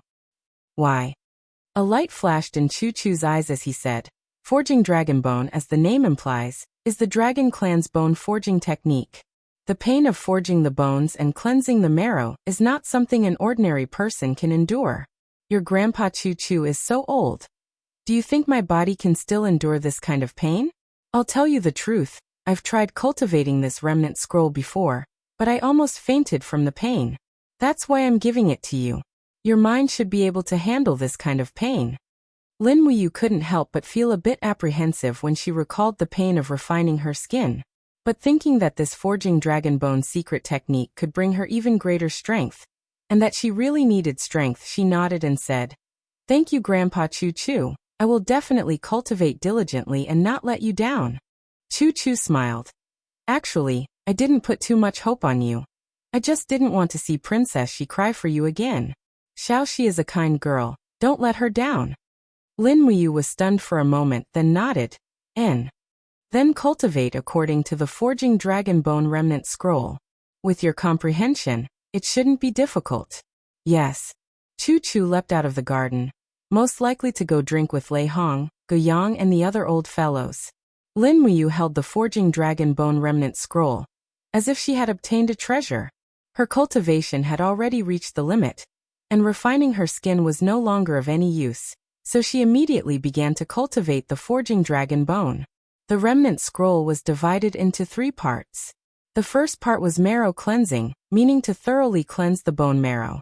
The second part was assimilation, meaning to find a piece of true dragon bone and assimilate it with one's own bone characteristics. The third part was rebirth. After assimilating the true dragon bone, one would begin to reconstruct one's bloodline. The most difficult part was assimilation because one had to find a piece of true dragon bone. But where would one go to find one? First, cultivate marrow cleansing. The so-called marrow cleansing referred to cultivating according to the method recorded in the Heart Sutra, transforming true qi into true inner force. True inner force would circulate throughout the entire body's bones once, but marrow cleansing required 72 cycles of circulation. The remnant scroll stated that it required 5 to 7 marrow cleansing to complete marrow cleansing, changing the entire body's bone marrow once. This was a long process. Sitting cross-legged in the grass, he slowly closed his eyes. The first step was to transform his true qi into true inner force. This was also the first chapter of the Forging Dragon Bone Remnant Scroll. It was called Refining Qi into Primary Essence. The true inner force had a stronger penetrating power, and its purity was also far superior to true qi. Just this step alone almost took Lin Muyu's life. He cultivated from night till dawn, and finally the true qi in his body began to change subtly, becoming hot and cold. He gently opened his palm, and a fiery red true chi rose up. True inner force had been refined. Continuing, he began to use true inner force to circulate throughout the entire body's bones. He could only circulate it once every 20 minutes, and what followed was a tearing pain, as if every inch of his bones was being roasted by fire. In the blink of an eye, his entire body was covered in sweat. No wonder Chu Chu couldn't withstand this kind of pain. But Lin Muyu still bitterly endured, and forcefully completed the first cycle. In the morning, a servant brought breakfast and placed it beside him. The servant respectfully said, "Sir Lin Ji, Deacon Guyang has ordered me to bring you breakfast. Please enjoy." He also said that you don't have to go to the training hall for the next few days, and just focus on your cultivation. Lin Muyu couldn't help but feel grateful. This was definitely something Chu Chu had done for him. Otherwise, with the style of the temple, how could they let a gold star sparring master like him be idle? In the blink of an eye, a day had passed, and he had also completed one cycle of the 72 cycles. As his cultivation progressed, the process became faster and faster. Luckily, there was someone to deliver his 3 meals, so he was completely immersed in his cultivation. Even the pain from the marrow cleansing seemed to have disappeared. On the 3rd day, he had completed a total of 6 cycles of the 72 cycles of cultivation, and all the bones in his body seemed to have been reborn. He slowly opened his eyes, and drops of dew dripped down from the treetops onto his shoulders. Lin Muyu couldn't help but smile. Even the clarity of his vision seemed to have improved a lot, and his ears and eyes became sharper. Even the footsteps of the servants in the distance couldn't escape his ears. This bone forging and marrow cleansing was indeed wonderful. He stood up. It only took him 3 days to complete the first scroll of the Dragon Forging Remnant Scroll. Next was the second stage, assimilation. However, the bone of a true dragon was harder to find. In the morning, he found out in the temple that Chu Chu had left Lanyan City to travel again. Lei Hong, Guyang, and the others all expressed that they didn't know where to find the bone of a true dragon. Bones of a pseudo-dragon could be found, and the umbrella dragon's bones could be found in the pharmacy. However, it was obvious that he couldn't use the pseudo-dragon's bones to assimilate. Otherwise, the quality of his cultivation would be completely different. In the afternoon, a servant walked over and said, "Sir Lin Ji, there's someone outside asking to see you. It's Princess Shi from the Duke of Seven Seas residence." "Oh, I'll be right there." He hurriedly put on his boots and hurried out. Outside the temple, Tang Xiaoxi stood alone under the bright sunlight. Her hair flowed behind her, and she wore a fiery red dress. She looked at him with a smile and said, "Mu, long time no see. Why are you free today, Xiaoxi?" he asked with a smile. "I'm free every day. I'm going to Zetian Hall today, so I came to see you on the way." She smiled sweetly. Lin Muyu muttered, "Zetian Hall? It seems that there's no need to pass through the temple from the Duke's residence to Zetian Hall." He regretted it as soon as he said it. He wanted to slap his thigh and scold himself. "You finally understand why you're single." Tang Xiaoxi blushed at his words. She glared at him and said, "Anyway, I'm going there on the way. You don't have to care about me. Let's go to Tingyu restaurant for lunch. I've made a reservation." "Okay, but it's so expensive there. One meal costs 70 Jining coins." "Don't worry, I'll pay." Tang Xiaoxi patted her plump chest and didn't reply. "Okay, but before I go there, I want to go to the biggest medicine shop in the Imperial City." "Okay." The two of them arrived at the medicine shop. Many people in the medicine shop recognized Tang Xiaoxi. They all respectfully greeted her. Princess Shi as well. After asking a few rooms, Lin Muyu couldn't find what she was looking for. Lin Muyu looked unhappy. "Silly Mu, what kind of medicinal herb are you looking for?" Tang Xiaoxi was a little surprised. "A kind of bone," Lin Muyu said. "Oh, what kind of bone?" "It's..." Lin Muyu was a little embarrassed and said, "Xiaoxi, how long has it been since a true dragon appeared on this continent?" "A true dragon?" Tang Xiaoxi blinked and said with a smile, "About 2,000 to 3,000 years ago. The legend of a true dragon has been around for a long time. It seems like no one has seen a true dragon in the past few thousand years." "If that's the case, then it's even harder." He was full of disappointment. What are you looking for? A piece of the bone of a true dragon. Ah. Tang Xiaoxi's beautiful eyes widened, but she suddenly seemed to think of something. She stuck out her tongue and said with a smile, "Okay, this kind of thing is really hard to find. How about this? I'll help you think of a way. Don't be anxious." Okay. Tang Xiaoxi knew that Lin Muyu was a genius in the field of medicine refinement. She was probably looking for the bone of a true dragon to refine medicine, so she didn't ask much. She didn't know that Lin Muyu wanted the bone of a true dragon to cultivate the dragon bone forging technique.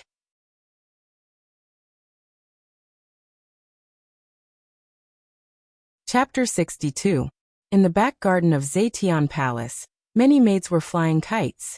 Qin Yin was dressed in a purple cloak with the golden emblem of the Xianhua Empire pinned on her chest. She held a dark green zither in her arms as she looked up at the kite in the sky. "Your Highnessing." A maid greeted her respectfully from the side. Qin Yin smiled gently. "It's fine now. You may leave." "Yes." Qin Yin turned around and saw Tang Xiaoxi's beautiful eyes looking at her, as if she was looking at an extremely delicious delicacy, and she couldn't help but burst into laughter. "Xiaoxi, why are you looking at me like that? I'm not here to eat." Tang Xiaoxi rubbed her hands together and smiled shyly. "Xiaoyin, I have a favor to ask of you." "Oh." Qin Yin couldn't help but smile. "When did our Xiaoxi become so polite?" "Humph. Where did your courage go when you asked for 5 pieces of golden silk wood from the palace last time?" Tang Xiaoxi's face turned red. "I might have gone a little overboard this time." "Oh, say it." Qin Yin put down her harp and generously opened her arms to hug Tang Xiaoxi's shoulders. She smiled. "I don't have anything I want anyway. If you say it, I will naturally do my best to help you." "Xiaoyin, do you still remember what Her Majesty the Empress gave you when you were 7 years old?" Qin Yin was stunned. "Mother gave me the last gift." Yes. Qin Yin lowered her head and slowly unbuttoned her clothes. The golden thread extended all the way to the 2 tender pieces of flesh. There was a piece of bone about the size of a thumb hanging at the end. It was a young dragon's metatarsal, but it was a genuine 5-clawed dragon. It was passed down from generation to generation in her mother's family. "This is the last thing my mother left for me." Qin Yin's eyes reddened. Her mother had already passed away when she was still young, and there weren't many things left for her. Seeing Qin Yin's eyes turning red, Tang Xiaoxi panicked. "Xiaoyin, don't cry. I don't want it anymore." Qin Yin pursed her red lips and said, "Although this true dragon bone is precious, but if Xiaoxi really needs it, I'm willing to give it to you. After all, it's just a gift to me." "Really?" Tang Xiaoxi blinked her beautiful eyes, but she felt that she was going a little overboard, so she shook her head and said, "Forget it, I don't want it anymore." Qin Yin smiled and lifted her long hair. She took the pendant from her neck and said, "All right, I'll give it to you. You are my best sister, a sister for life. Don't I still have the zither that mother left me? Moreover, as long as Xiaoxi is happy, the spirit of my mother in heaven will also be gratified, right?" Tang Xiaoxi held the dragon bone that was still warm from Qin Yin's body. Feeling apologetic and grateful, she pouted and said, "Xiaoyin, I will treat you well for life, and I will never leave you." "Yes, me too." In the afternoon, a white horse stopped in front of the temple. Tang Xiaoxi entered the temple with the true dragon bone that Qin Yin had given her. She found Lin Muyu, who was sparring with her. The Silver Star instructor immediately left respectfully. He knew that Tang Xiaoxi had something to discuss with Lin Muyu, so he didn't dare to be a third wheel. Princess, she was the second most beautiful woman in the imperial capital, and the beloved daughter of Tang Lan of the Seven Seas City. She was temperamental, and he couldn't afford to offend her. "This is really the true dragon bone?" Lin Muyu held the pendant in her hands, finding it hard to believe. This metatarsal looked simple and ordinary, and didn't look like a dragon bone. Tang Xiaoxi's eyes immediately turned red, and she felt extremely wronged. "In order to obtain this true dragon bone, I'm willing to give up everything." "You heartless fellow, you actually doubt that this isn't the true dragon bone?" Lin Muyu hurriedly smiled apologetically. "Ha, thank you, Xiaoxi. Thank you so much. Where did you get this true dragon bone?" It must be very expensive. I heard from Grandpa Lei Hong of the temple that the true dragon on the continent has long been extinct, and the true dragon bone has also disappeared with the passage of time. It's impossible to find a complete true dragon bone. You don't need to ask where I got it. Tang Xiaoxi blinked and said, Mu, what do you want this true dragon bone for? To refine medicine? Heh. Lin Muyu didn't want the remnant scroll of the forging dragon bone to spread, so she smiled and said, It's a secret, I'll tell you in the future. Tang Xiaoxi was instantly unhappy, and she lightly pouted. So petty. If you don't want to tell me, then forget it. I'm going back to cultivate. When I'm free, I'll visit you at the Duke's mansion. When? Tang Xiaoxi was a little excited. When I'm free. Bastard. After sending off Princess Shi, a few sparring partners and instructors nearby all looked at her with ambiguous and jealous gazes. It was no wonder that the naturally beautiful Tang Xiaoxi, a rare peerless beauty, would actually show such favor to a mere temple employee like Lin Muyu. How could they not be envious and jealous? These instructors and sparring partners felt that the heavens were too unfair, and all the favor had landed on this brat, Lin Ji. Holding the dragon bone in his hand, Lin Muyu happily thought about when to refine it. At this moment, Reiham entered the training hall, and went straight to the training room where Lin Muyu was. With a calm expression, he smiled and said, Lin Ji, I'm here to see you. How's your cultivation going? Thank you for your concern, Grandpa Reiham. Everything is normal. He answered truthfully. Oh. Reiham lowered his voice and smiled. Have you comprehended the remnant scroll of the forging dragon bone?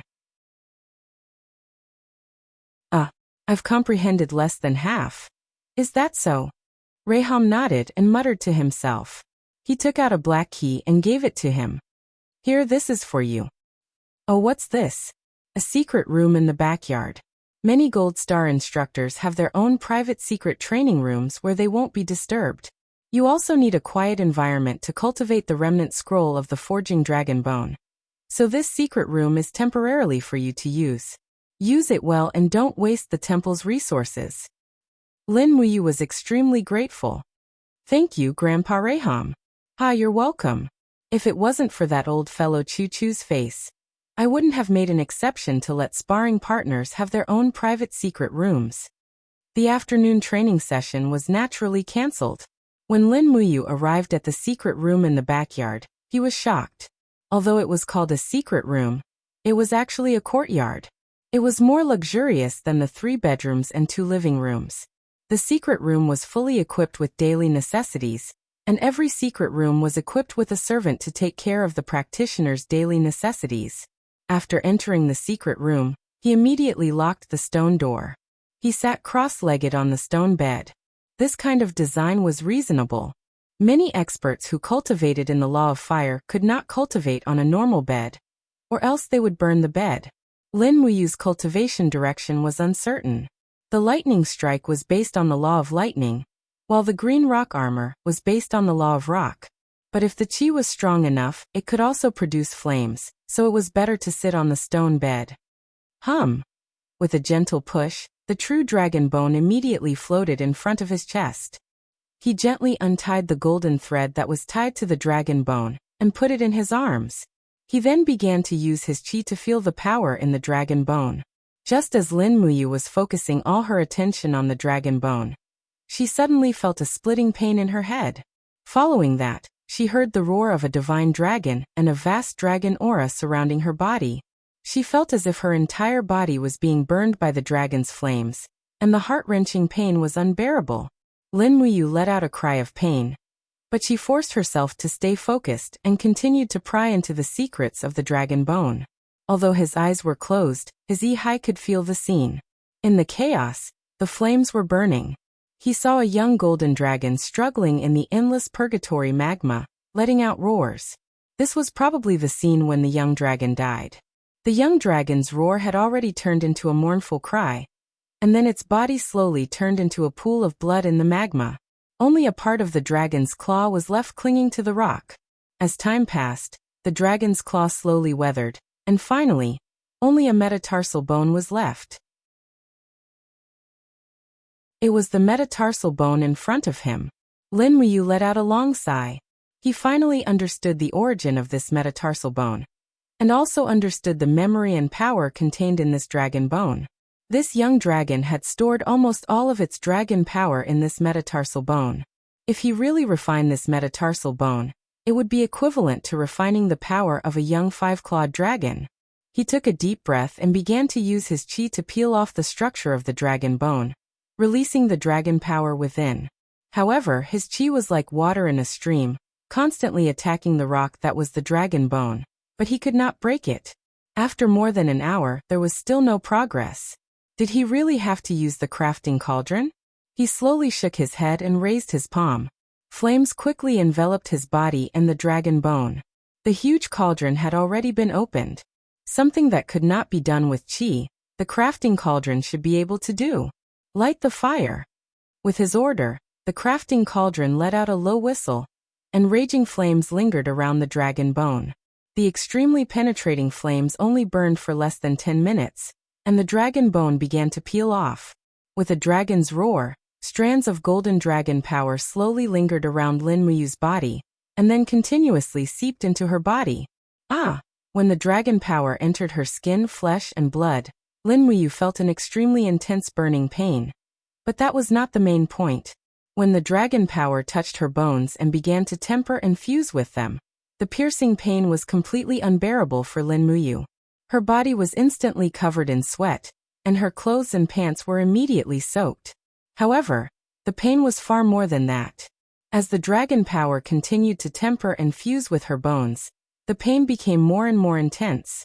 Finally, Lin Muyu's consciousness began to blur, and she fell on her back.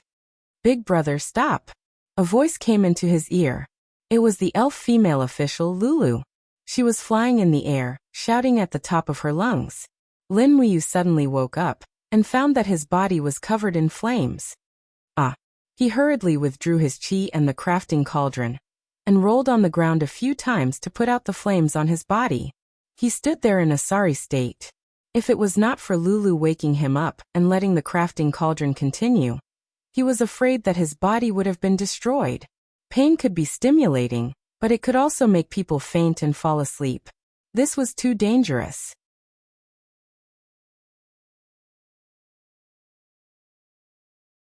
Chapter 63. Her scalp tingling. Lin Muyu touched the slightly charred true dragon bone with lingering fear. She turned to look at Lulu and said, "Thank you, Lulu. If it wasn't for you, I'm afraid Big Brother would already be dead." Lulu had a reproachful look on her face. "Big Brother, you're taking too much of a risk. Your pain has already awakened me from my slumber. You can't cultivate here anymore. It's better to give up on the forging dragon bone remnant scroll." "No," Lin Muyu was resolute. "This true dragon bone was obtained by Xiaoxi with great difficulty. It can't be wasted. Moreover, I need the dragon forging bone remnant scroll to reconstruct my bloodline. This risk must be taken. Lulu, don't stop me. I've already made up my mind." Lulu was somewhat helpless. Then what does Big Brother plan to do? If you continue on like this, you'll be killed by this evil mental cultivation method.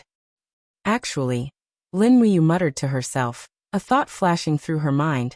It's not that my body can't withstand this kind of pain. It's that my mind can't withstand the powerful dragon force and will collapse. Therefore, as long as I don't faint, there should still be hope to refine this true dragon bone. Lulu was dumbfounded. "Big Brother, you want to use the spirit concentration powder?" Yes. The spirit concentration powder was a level 9 medicine. It could condense a person's mind and make it last for a long time. It could resist the negative effects of lethargy and fainting. The only harm was that the side effects were relatively large. After using the spirit concentration powder, one would not be able to sleep for about 3 to 5 days.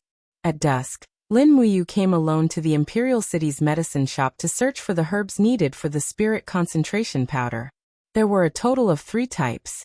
She still had some heart-calming grass. She still had some spirit-calming grass, which was relatively common and not expensive. The most important was the ice-congealing flower. This plant could absorb the cold in the air and bloom flowers that would freeze over. This kind of flower could maintain its frozen state even under the scorching sun. It was extremely magical. What? You want the ice-congealing flower? The shopkeeper looked at him in shock and said, The ice-congealing flower is a forbidden medicine, my lord. Although you are a member of the Holy Cathedral, the ice-congealing flower was listed as a forbidden medicine by the Empire 300 years ago. Oh, why? The shopkeeper smiled. That's because the congealing ice flower has a powerful stimulating effect. It can make the user's heart surge with excitement. Even if the user were to have sex with more than 10 women in one night, it would not be a problem. However, the side effects of the congealing ice flower are too great. In the past, it has caused the deaths of many nobles. Therefore, the Empire has decreed that the congealing ice flower is prohibited from being used as medicine. Lin Muyu frowned. I didn't use the ice congealing flower for this. Shopkeeper, I'm a gold star level employee of the Holy Sanctum. Isn't it stated in the Empire's laws? These prohibitions can be slightly pardoned for people from the temple. Can you sell me some congealing ice flowers? The shopkeeper was put in a difficult position. Then sigh, since my lord insists, I'll give you one. Our medicine shop only has 2 congealing ice flowers. However, the congealing flower is very rare, so it's very expensive. 100 Jin coins. Do you want it? Lin Muyu touched her waist pouch. She had not received her salary for this month, so she only had 100 Jin coins on her. She nodded. All right then, 100 it is. I'll take it. All right. Soon, a pot of congealing ice flowers was brought out. Although it was late autumn, the congealing flower's petals were covered in a thick layer of ice. Lin Muyu picked it up and went straight to the Holy Cathedral. Along the way, she ignored the sparring masters and instructors who greeted her. She was afraid that they would notice that she was carrying a forbidden medicine. That would not be good. After entering the secret chamber, she immediately began to refine the medicinal essence. Then she began to smelt the 3 medicinal essences at a ratio of 1:8. She also used the fire refining method, using vital energy to evaporate the last impurities in the medicinal essence, leaving behind the purest portion to smelt the medicine. This method had long been lost on this continent, right? After more than an hour, the spirit concentration elixir was completed. As the effects of the spirit concentration elixir lasted for a long time, it did not matter when she drank it. In the past, Lin Muyu had only drunk the spirit concentration elixir in the game. This time, she was going to drink a bottle of it in real life. It definitely did not taste good. After drinking it, it was bitter, but she instantly became very spirited. Her entire body was refreshed. The side effect was that a warm current separated from her dantian. One went straight to her brain, and the other went straight to her lower body. Yes, this was the effect of the congealing ice flower. She began to refine the true dragon bone again.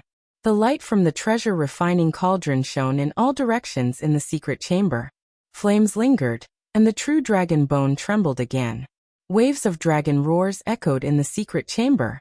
Lin Muyu closed her eyes and slowly controlled her vital energy to refine the true dragon bone.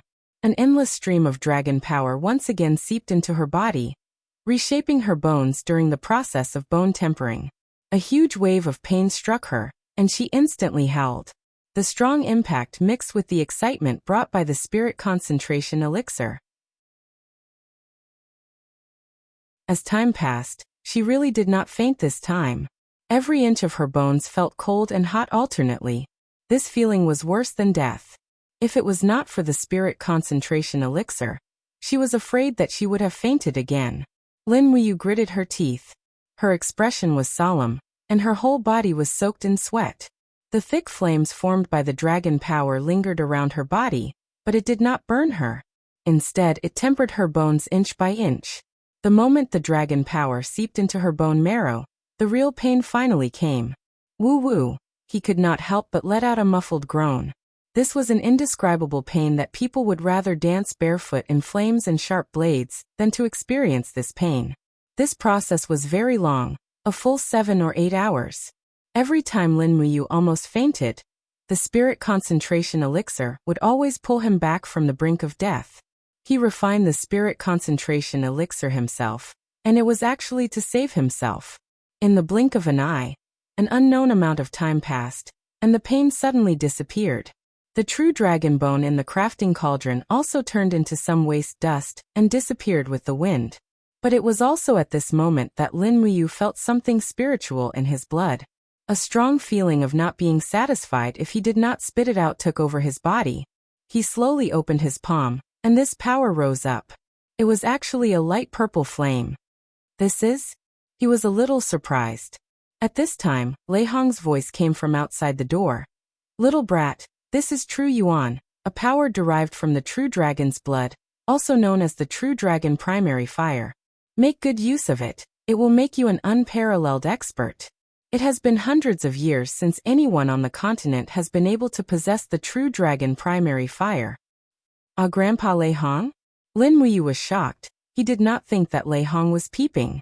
In fact, one of the main reasons why Lei Hong arranged for him to be in a secret room was to protect him while he cultivated. Otherwise, if anything happened to Lin Muyu during his cultivation, Chu Chu would definitely not let Lei Hong off easily. Lei Hong chuckled. Although this true dragon primary fire is very strong, you must not easily reveal it in front of others. If someone recognizes that you are using the true dragon primary fire, you will have countless troubles. Alright, Grandpa has watched you for an entire day. My old bones are about to fall apart. Go eat something. As for you, brat, you better go find a place to vent. There is a spring flower brothel in the east of the Imperial City. The girls there are not bad. You can go there. If you don't have money, just put it on the temple's tab. I'm leaving. I have already cultivated for an entire day? Lin Muyu silently muttered to himself. Using his spiritual sense, he sensed that Lei Hong's powerful strength had gone far away. It seemed like he had really left. At this time, it was as if he had been reborn. In the bone forging and marrow cleansing section, the assimilation of the true dragon bone had been completed, and he had unexpectedly obtained the mysterious power of the true dragon primary fire.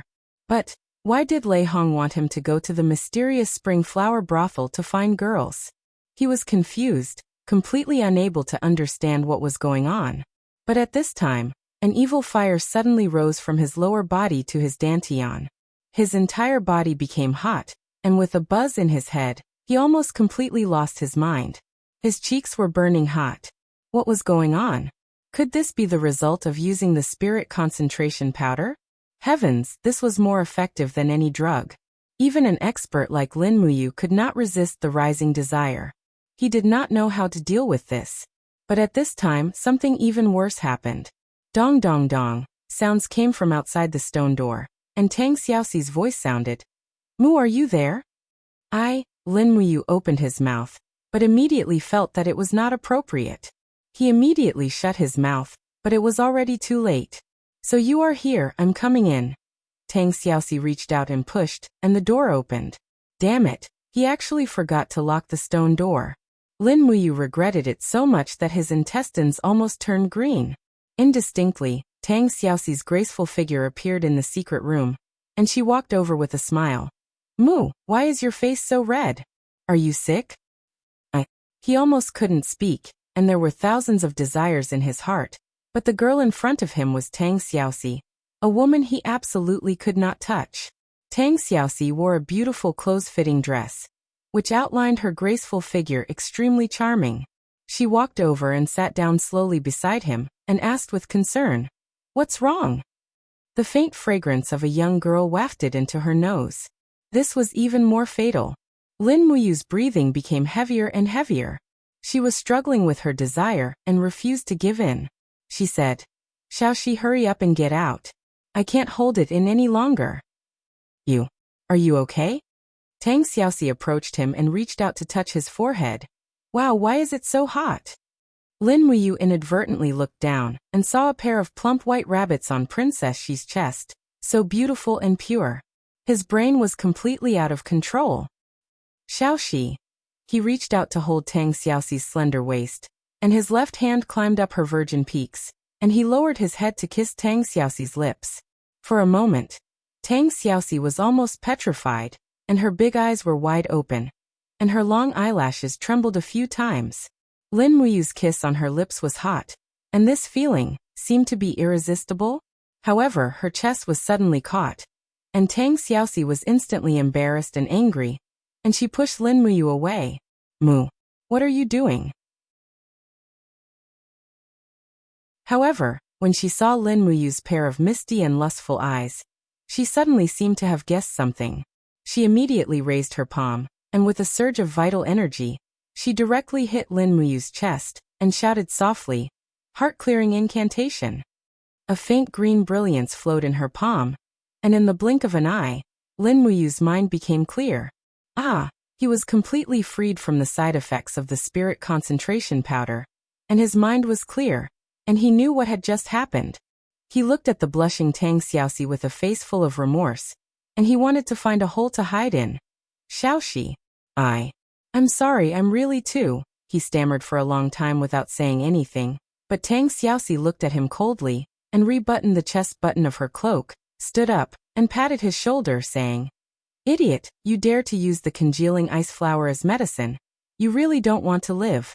If I hadn't learned the heart-clearing incantation when I was young, humph, I'm afraid you would have lost your life." Of course, Lin Muyu knew what she meant. If he took away the chastity of Duke Kanglin's granddaughter, the hundreds of thousands of soldiers of Qihai City would chop him into pieces in minutes. "Thank you, Xiaoxi." He still felt extremely inferior, and didn't dare to raise his head. Tang Xiaoxi burst into laughter. "You didn't do it on purpose, I forgive you. I came here to tell you that the Upper Shi Festival will be coming soon. Do you have any plans? If not, then come with me." "Upper Shi Festival? What's that?" He looked puzzled. Tang Xiaoxi looked disdainful. "You don't even know about the Upper Shi Festival. You're really sick." Well, the Upper Shi Festival is a very important festival in the customs, and it means a happy gathering. On this day, everyone will be together with their friends and family. I see that you don't have many friends, so come with me, how about it? Okay. Lin Muyu secretly rejoiced. Tang Xiaoxi was a very lovable girl. And if he offended her because of what happened today, it would be a great sin. Fortunately, she was willing to forgive him. Anyway, he was alone, and it was good to have someone to accompany him.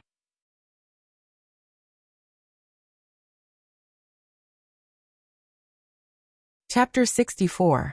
On the side of the street, a beautiful girl dressed in luxurious clothes was sitting in an inconspicuous venison restaurant. It was Tang Xiaoxi. She held a fork in her hand, and was full of interest towards a plate of venison.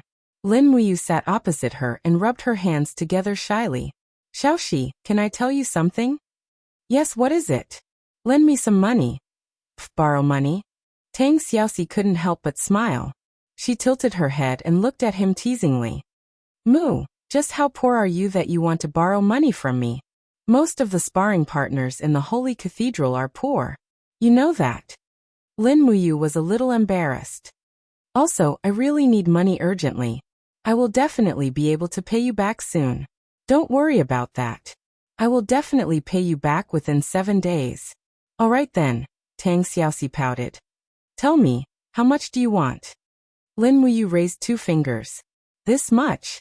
You're asking for too much. You want 20,000 Jin coins." Tang Xiaoxi was stunned. "No, it's only 2,000. Lin Muyu wanted to die. "That's more like it." Tang Xiaoxi reached into her pocket and took out 2 heavy coins. She threw them to him and smiled. "Take it." Clack. The 2 transparent coins rolled on the table twice and stopped. They were crystal coins that were almost transparent. They had been carved with very fine craftsmanship, and the Empire's emblem was clearly visible on them. However, these 2 coins were worth 2,000 Jin coins? Lin Muyu picked one up and weighed it in her hand. She couldn't help but laugh. "Xiaoxi, don't tease me. What is this? Is it worth 2,000 Jin coins? It can't be." Tang Xiaoxi raised her eyebrows and stared at him as if he was a country bumpkin. "Mu, you really are from the countryside. You haven't even seen diamond coins before. 1 diamond coin is equivalent to 1,000 gold coins. This is something that every citizen of the Empire knows." On the side, the waiter of the venison restaurant was stunned. "This young lady actually has diamond coins. This is the first time I've seen diamond coins." It's said that ordinary people can't even afford to use this kind of diamond coins. Only those high officials and nobles would use diamond coins. Lin Muyu suddenly understood. She hurriedly stuffed the 2 diamond coins into her waist pocket and said with a smile, "Thank you, Xiaoxi. I'll return it to you within a week. Moreover, I'll return 3,000 Jin coins to you. How about it?" Tang Xiaoxi smiled happily. "Wow, you can make money? Okay. I was just worried about not having enough pocket money. Alright, it's a deal." In the afternoon, Lin Muyu took 2 diamond coins to the medicine shop in the Imperial Capital Chamber of Commerce. She walked into the largest medicine shop and said bluntly, "I want to see your manager." When the waiter saw the golden emblem on her chest, he didn't dare to delay and hurriedly went to invite her in. Not long after, a chubby middle-aged man walked over. He was dressed in golden embroidered clothes and cupped his fists. He smiled and said, "Sir, I'm the owner of this medicine shop. I'm called Third Fatty Jean. My surname is Jean and I'm fat. I'm the 3rd child in my family, so people in the alchemy world call me Third Fatty Jean. Sir, may I know why you're looking for me?" Lin Muyu looked at him deeply and said, "What's your alchemy level?" Third Fatty Jean cupped his fists and smiled. Thank you. I'm a rank 9 king herb. I was chosen by my friends in the alchemy world to be the leader of this medicine shop, hee. No wonder this fatty's eyes were filled with arrogance. He was a king herb. This kind of alchemy level was probably one of the best in the empire. However, Lin Muyu didn't have much respect for him.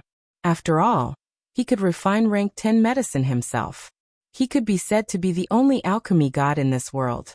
Moreover, he was proficient in all kinds of different methods of refining medicine. A mere king herb wasn't worthy of his respect. "I want to buy some ingredients from your medicine shop. Do you have 7-colored lotus?" Third Fatty Jin's expression changed when he heard the words 7-colored lotus. "Sir W, what do you want 7-colored lotus for?" "To refine medicine." Lin Muyu's answer was very simple. She then said, "The people of the Divine Palace can buy a small amount of 7-colored lotus. Name your price." "Boss Jean." Third Fatty Jean sighed.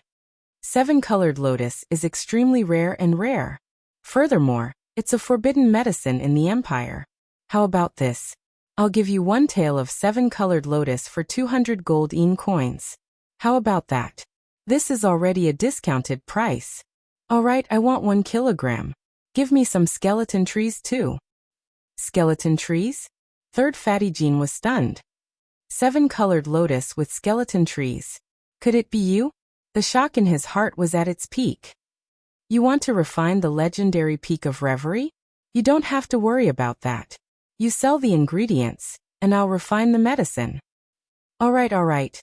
Third Fatty Jean immediately ordered someone to weigh 1 kilogram of 7-colored lotus, and gave Yangming 3 skeleton trees.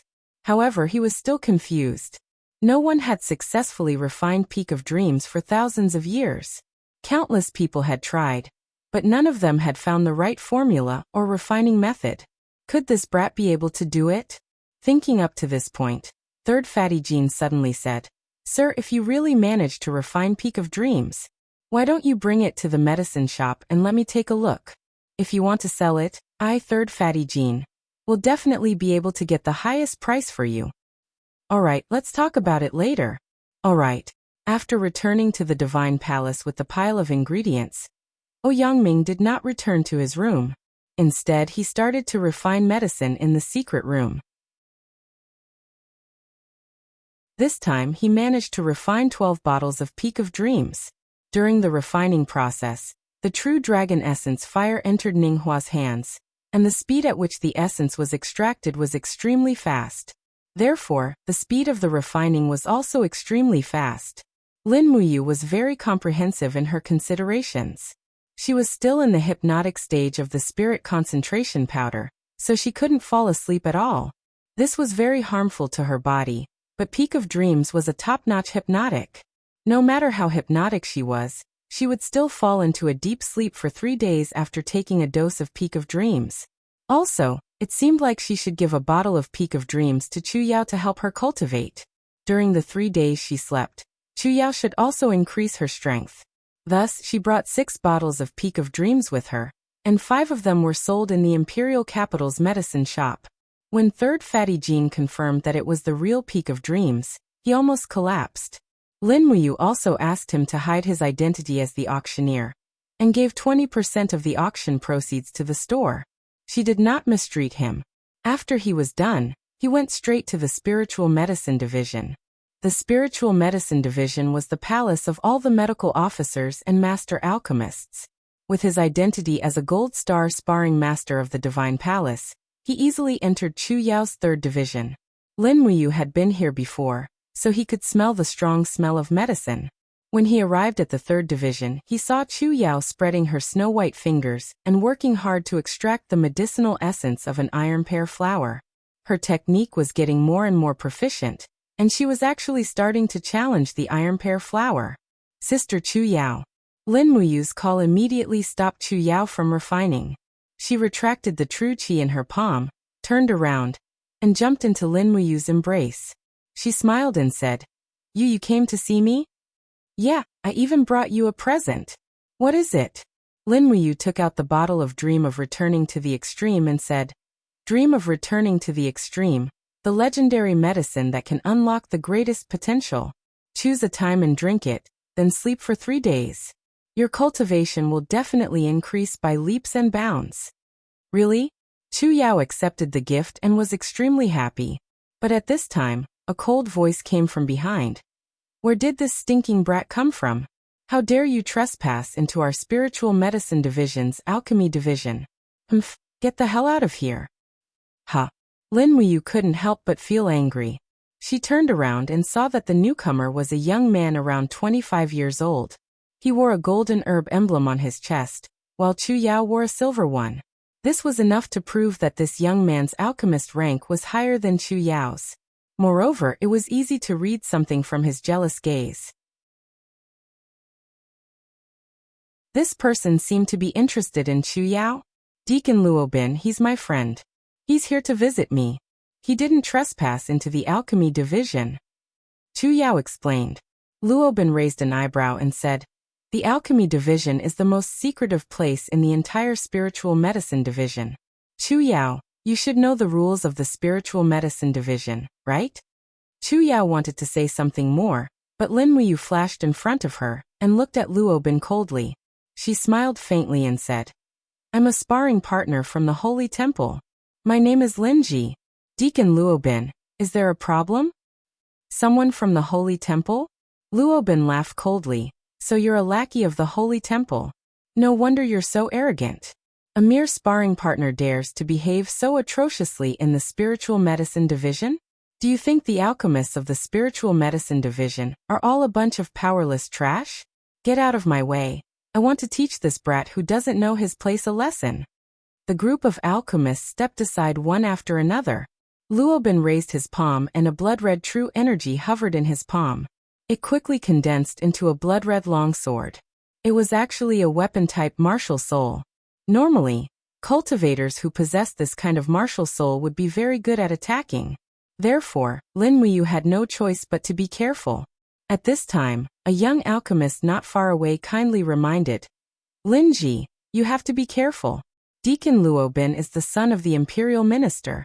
You must not hurt him. Lin Muyu couldn't help but sneer. No wonder this brat was so arrogant. His strength was already very close to that of a battle saint. Originally, none of the sparring partners in the Holy Temple could be his match. However, it was his bad luck that he met her today. Here it comes. Luobin took a big stride forward, and the martial soul blade in his hand flew up. He had the momentum to split his opponent into two from the shoulder. At this moment, Lin Muyu had already made up her mind to teach him a lesson. Otherwise, this Luobin would definitely use his power and position in the spiritual medicine department to do some despicable things to Chu Yao. The true energy of the fallen star step flashed. Under the watchful eyes of the crowd, Lin Muyu moved 2 meters horizontally, perfectly dodging Luobin's attack. She turned around and raised her left arm. Her true energy turned into streaks of lightning and gathered on her arm. Then she swept it towards Luobin's back. Luobin's back received a heavy blow. He felt a sweet taste in his throat and spat out a mouthful of blood. Damn it! How could he endure this kind of humiliation in front of Chu Yao? He turned around and pounced towards Lin Muyu like a wild beast. Lin Muyu didn't move an inch. However, the martial soul gourd came out of her body. The black tortoiseshell and dragon scale wall flew out together. With a pung sound, Luobin was knocked back. His face was already covered in blood. Ew! Luobin fell to the ground. One of his front teeth had also fallen out. He roared in anger. You bastard! Lin Muyu took a step forward and stepped on his chest. She said coldly, Chu Yao is my elder sister. It is natural for me to come and see her. You humiliated the holy temple first. Don't blame me for being too harsh.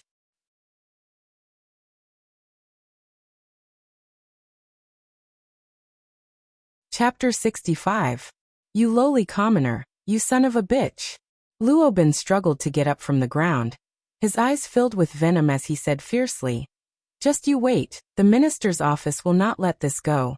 And the spirit medicine department will not let you off either. Just you wait. As he spoke, Luobin turned around and left, and the crowd of alchemists also dispersed with a sigh. You've caused trouble. Chu Yao looked at him reproachfully and said, We've just arrived at the capital. How could you offend someone like Luobin? His father is the minister, and he's in charge of all sorts of government matters. If we offend him, how will we continue to live in the capital? Lin Muyu felt a bit guilty and rubbed her nose, saying, I just can't stand his arrogant attitude, and I can't stand him fantasizing about you. When Chu Yao heard the last sentence, she felt her heart beat wildly, and she couldn't help but burst into laughter, as if the spring wind had melted a pond of water. She said, All right, I know you're doing this for my own good, but I really can't stay in the spirit medicine department. You should hurry back to the temple. At least the people in the temple can protect you. Hurry back. Sister Chu Yao, are you all right? Lin Muyu asked with concern. She was worried that Luobin wouldn't be able to find her, and would make a move on Chu Yao. Chu Yao shook her head with a smile. Don't worry, I'm just a weak little girl, and I'm also a silver needle level alchemist in the spirit medicine department.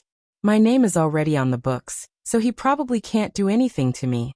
Moreover, the commander of the Imperial Army, Feng Jixing, and my brother came to visit me last time, and I've met with the attendants of the spirit medicine department. At least Luobin will give Feng Jixing some face. That's good. Take the dream returning peak as soon as possible, and then find a safe place to sleep for 3 days. Your cultivation will definitely improve a lot. I'm going back to cultivate as well. All right, go ahead. Looking at Lin Muyu's handsome figure in the distance, this young man's temperament was also subtly changing as his cultivation improved. Now the confidence he exuded was enough to move a young girl like Chu Yao. Moreover, they had been together for a long time, so it was inevitable that feelings would be born. Chu Yao let out a soft sigh and remained silent. Hundreds of thoughts were running through her mind, but she also thought about the relationship between Tang Xiaoxi and Lin Muyu. The fact that Tang Xiaoxi had entered the holy temple to protect Lin Muyu had long been known by the entire city. It must be known that the Grand Deacon of the holy temple, Lei Hong, and Duke of Tsonglan, Tang Lan, were close friends. There were even rumors that Lei Hong was Duke of Tsonglan's subordinate. Because of the relationship between Tang Xiaoxi and Lin Muyu, Lei Hong would naturally protect Lin Muyu in every possible way. After thinking about it, Chu Yao could only continue to refine medicine. Rushing back to the holy temple, he did not go straight to the secret chamber, but instead went to the main hall of the holy temple. 2 guards carried their weapons and asked, Sparring master, what are you doing here? I want to see Grandpa Lei Hong. Wait for us to report. Yes.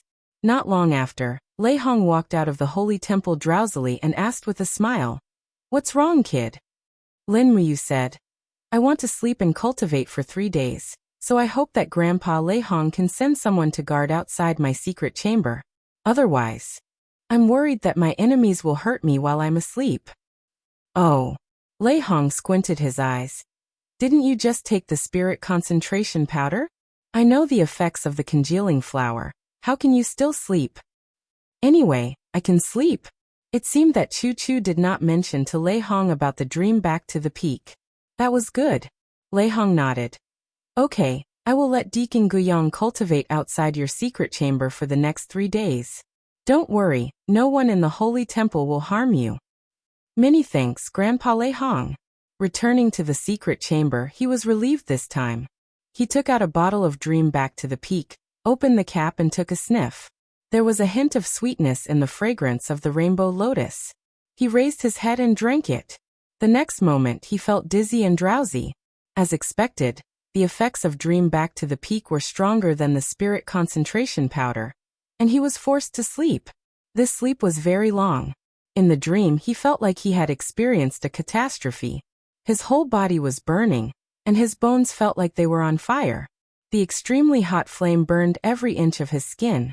Golden light flashed in front of his eyes, and he saw a 5-clawed dragon with golden scales dancing in the air. One of the dragon's whiskers was shaking, and a pair of cold eyes was looking at him as if he was the king of the earth. Ah! He suddenly woke up from the dream. It was early in the morning, and he could hear the bell ringing for breakfast in the holy temple. Clenching his fists, Lin Muyu took a deep breath. He could feel a vast power circulating in his body. He knew that his cultivation had improved a lot even without measuring it with any instrument. He raised his fist, and Zhenqi was enshrouded in it. He smiled, and with a slight push of his Zhenqi, it quickly turned into a light purple flame. It was the true dragon primary fire. The destructive power of this fire was very strong, and it could not be used inappropriately. Lin Muyu even suspected that the destructive power of the true dragon primary fire could easily defeat an opponent of the same cultivation level, or even kill them directly. Stepping out of the secret chamber, Guyang was taking a morning breath. The so-called morning breath was to breathe in and out the natural qi in the morning. This was Guyang's cultivation method. He only did this once a day, and Guyang would not miss it. Opening one eye, Guyang glanced at Lin Muyu and said with a smile, "Linji, your cultivation has improved. This old man won't send you off. You can go and have your breakfast before going to the temple." "Thank you, Master Guyang, for protecting me." Lin Muyu cupped his hands and bowed respectfully. Guyang smiled and did not reply. In fact, this kid's cultivation was indeed very good, but he was humble and cautious, without any arrogance. There were fewer and fewer young cultivators like him. Looking at so many young warriors in the holy temple, Zhen Fang was too arrogant because of his noble background, while Zhao Jin, Ouyang Qiu and the others were too murderous and arrogant. Lin Muyu, who had started as a sparring partner, seemed to have a much higher state of mind than these people. The sea can accommodate hundreds of rivers, and those who have a broad mind will eventually reach a higher level of cultivation. "Master Linji," a servant called out from afar, and said with a respectful smile, "Great Deacon Lei Hong is calling you to the holy temple." "Oh, okay." Lin Muyu did not eat, and went straight to the holy temple. Far away, Lei Hong sat on the seat of the great deacon, and said with a smile, "Linji, you're here. Go to the testing device and see how much your cultivation has improved." "Yes." With a leap, he landed on the bright and transparent disc, and with a low shout, he activated his true qi. Immediately, his true qi was injected into the device under his feet, and a spirit stone beside him quickly leaped up, 5 long and 7 short. "Battle Saint, not bad, not bad." Lei Hong stroked his beard and said with a satisfied smile, "All right, go, the morning training is about to begin. Your body has fully recovered, right?" "I have recovered, thank you, Grandpa Lei Hong." "Go." "Yes." After finishing his meal, the time was just right, and when he arrived at the training hall, a group of sparring partners revealed a cheerful smile. "Master Linji is here." "That's great." After her bloodline was reconstructed by the Dragon Forging Bone Remnant Scroll, Lin Muyu's aura had also changed a little. Although she was amiable and approachable, there was a kind of awe-inspiring feeling that made a group of sparring partners feel reverence. "Linji, you finished your closed-door training?" A young Copper Star sparring partner said with a smile. Lin Muyu knew this person, and although she did not know his real name, his nickname was Little Bean Sprout. His strength was not bad, but he seemed to be a little off today. His face was full of bruises, and his nose was crooked, as if the bridge of his nose was broken. Lin Muyu could not help but frown, and asked, Little Bean Sprout, what happened to your nose? And nothing. Little Bean Sprout hurriedly turned his face away. Qin Xiling, who was at the side, frowned and said, Linji, Little Bean Sprout fought with Silver Star instructor Deng Zilin yesterday, and it was Deng Zilin who injured him. He did not control his strength at all. Little Bean Sprout gritted his teeth. Xiling, don't say any more. At this moment, a sturdy Silver Star instructor walked over. He was wearing armor, and there was a proud smile on his face. It was Deng Zilin. He raised his gaze and said, Lord Deacon, I still want to fight with Little Bean Sprout today. He is my best punching bag. The deacon on duty was really Zhenfang, and he sneered, as you wish. Little Bean Sprout's body trembled, and he lowered his head, not daring to look up. This was the fate of the Holy Temple's sparring partners. Lowly. Moreover, most of the sparring partners were commoners, and for the sake of their livelihood and that bit of Jining coins, they were willing to risk their lives to get beaten up. Although Lin Muyu had a good background in reality, and was the young master of the Long Xian group, he had no reason to sympathize with people like Little Bean Sprout who came from a poor background. Humans were born kind, and to him, this seemed to be a kind of instinct. Raising his arm slightly, Lin Muyu smiled, and said, Lord Deng Zilin is a Silver Star instructor, and sparring with a Copper Star sparring partner is not up to standard. Why don't you let me spar with you today? Deng Zilin's gaze turned cold, and he said, Linji, you want to stand up for others? Heh, don't think that just because the Great Deacon is protecting you, you can do whatever you want. Lin Muyu raised his eyebrows and said, Why you don't dare? Why not? Deng Zilin snorted coldly, and said, Let's spar then. Lord Deacon, please arrange for me to spar with Linji. Zhenfang nodded happily, and said, As you wish. A few minutes later, in the training room, Deng Zilin took off his armor, and his strong muscles shone brightly. He summoned a ferocious tiger martial soul, and said with a smile, Come on, Linji, let me see if you have 3 heads and 6 arms. As soon as he finished speaking, he directly punched at Lin Muyu's chest like a thunderbolt. Lin Muyu did not summon his martial soul, and raised his arm to block, relying on the strength of skin forging and bones honing to resist. Pung. Under the direct attack, he did not move an inch, but Deng Zilin was actually forced to take a few steps back. In an instant, Deng Zilin's face was a little pale. He knew that Lin Muyu was strong, but he did not know that this kid could block his attack without the support of his martial soul. The orange martial soul's power slowly flowed, and Lin Muyu summoned the black tortoise shell and the dragon scale wall, and said with a smile, Lord Deng, you are too impatient. Come on, we have the whole morning to spar. Deng Zilin was defeated in one attack, and he could only complain in his heart.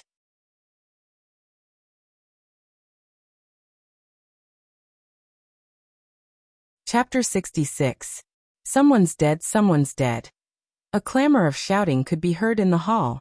Deng Zilin was already panting, his arms and fists covered in blood. Lin Muyu didn't retaliate, but he was injured by Lin Muyu's iron wall defense.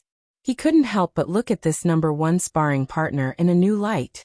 At this moment, the clamor outside gave him a chance to catch his breath. What's wrong, who's dead? Deng Zilin stopped and asked. Lin Muyu frowned and retracted her martial spirit. I don't know, let's go out and take a look? Okay. A corpse lay quietly in the hall of the training hall. It was a sparring partner, his chest pierced by a sword. Fresh blood flowed out, and there were no signs of life. Moreover, this person was someone Lin Muyu recognized. It was the little bean sprout that she had tried to help not long ago. What's wrong? Lin Muyu squeezed through the crowd and knelt on one knee beside little bean sprout's corpse. She lifted up his clothes with trembling hands. This was not a normal sword wound, but a shock wave after the sword pierced through his heart, creating a fist-sized bloody hole. Little bean sprout's entire heart had been crushed into pieces. Who was it? He stood up abruptly and roared. His palm was already on the hilt of the burning prairie sword. Not far away, Ouyang Qiu held a thin sword in his hand. Blood was still dripping from the blade. He said indifferently, It was me. I accidentally killed him in a moment of excitement during training. I'll accept any punishment. You killed him on purpose. Lin Muyu went straight to the point. Is that so? Do you have proof? Ouyang Qiu sneered and walked forward. He stood in front of Little Bean Sprout's corpse, as if it had nothing to do with him. The deacon Zhenfang said, "Stop arguing. The deacon will be here soon. He will take care of it." Everyone nodded. A few minutes later, Lei Hong walked into the hall. His gaze swept past Lin Muyu, Ouyang Qiu, and Zhenfang before landing on Little Bean Sprout's corpse. "What happened?" Reiham asked. Ouyang Qiu knelt on one knee and said, "Great Deacon, I accidentally killed this Copper Star sparring master during the trial.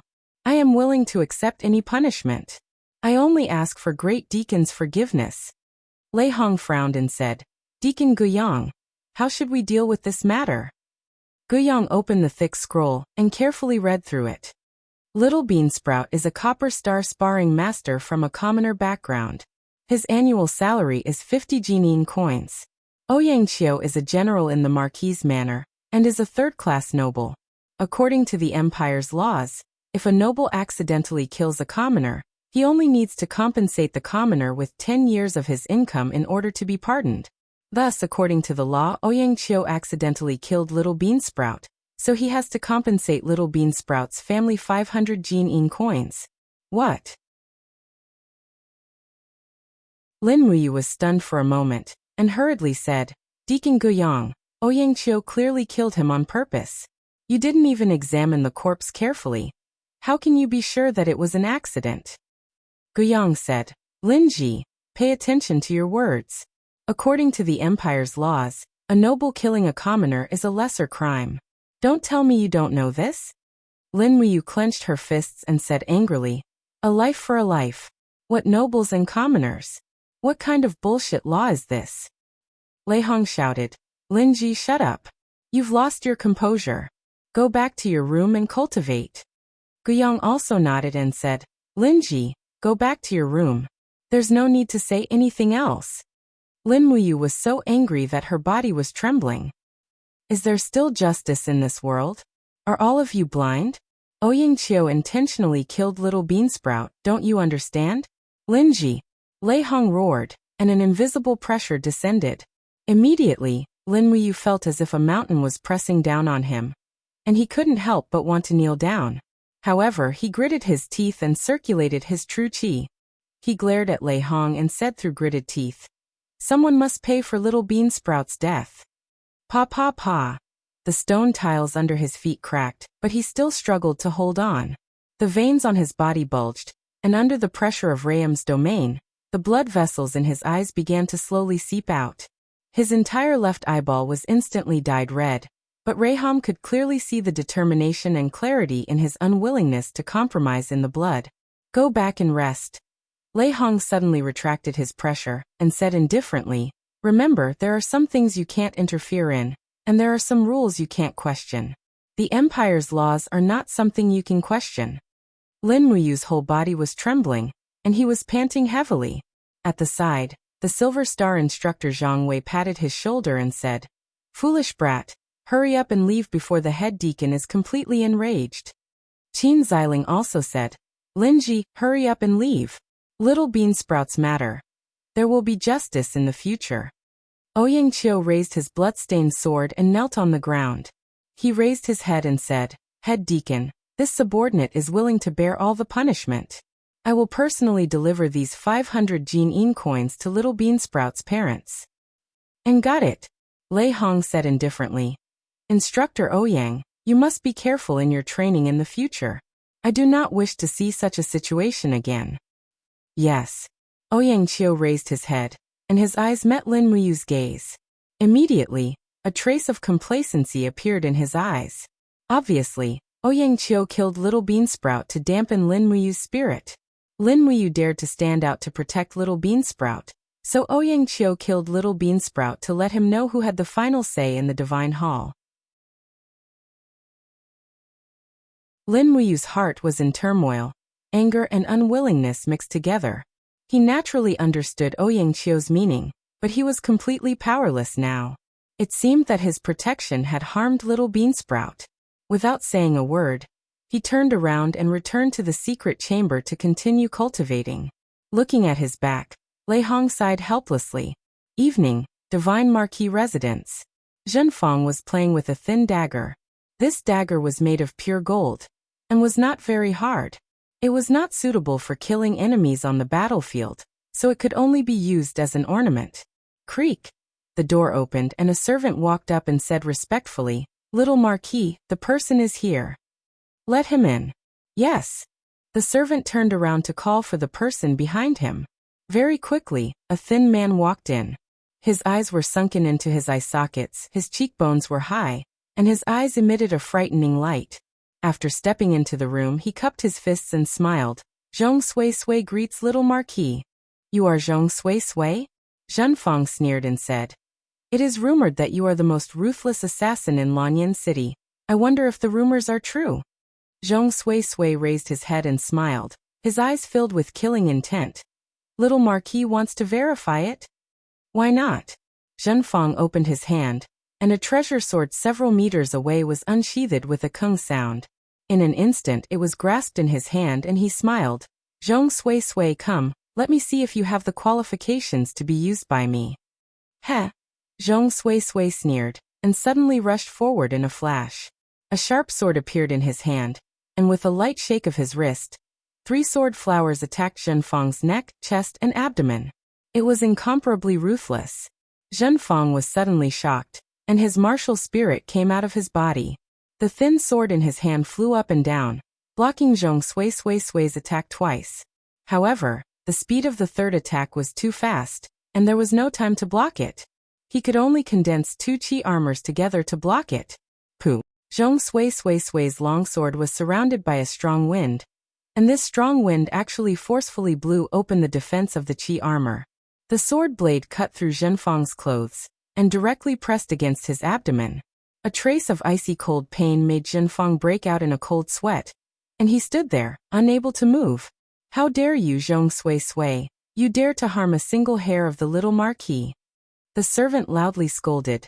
"Men!" At this time, Zhong Sui Sui slowly retracted his sword and smiled faintly. "I Zhong Sui Sui never do meaningless things. Killing the little Marquis won't get any reward." Zhenfang was already drenched in cold sweat from the fright. Now that he finally calmed down, he couldn't help but be afraid and said, "Zhong Sui Sure, your swordsmanship is indeed extraordinary. I have never seen such a fast sword before." Zhong Susue chuckled and cupped his fists. "Little Marquis is too kind. It's not that my sword is fast, but that little Marquis has scruples." "I don't have any scruples. Zhong Susue is only a level 62 heavenly venerate and isn't stronger than little Marquis. Tell me, little Marquis must have someone you want to eliminate by asking me to come here, right?" "Yes." Zhenfang nodded and said, "I need you to help me enter the sacred hall to kill someone." "What? Killing people in the War Saint Hall?" Zhong Sui Sui shuddered slightly. "What, you don't dare?"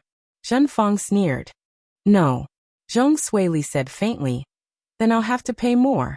The risk of killing someone in the sacred temple is too great. After all, Reham, that old man in the sanctuary realm, is still in the sacred temple. It's fine if I kill him easily, but if I get entangled, I'm afraid I'll lose my life in the sacred temple. Tell me, who do you want me to kill?" "Linji," Zhenfang said lightly. "Oh, are you the rumored new gold star sparring master in the sanctum?" That's not all. This person is the fugitive Lin Muyu of Kathaya City. So it's the Lin Muyu who killed 4 of the 7 martial saints." Zhong Sui Sui couldn't help laughing and raised 3 fingers. "Little Marquis, as long as you give me this number, I promise you will see Lin Muyu's head tomorrow morning." 30,000 Jinin coins? Zhenfang asked. "Ha ha ha ha." Zhong Sui Li's laughter reached the sky. "Little Marquis sure knows how to joke. I'm talking about 300,000 Jinin coins, not a mere 30,000. "What?" Zhenfang was shocked. "A mere Lin Muyu, his head is worth that much?"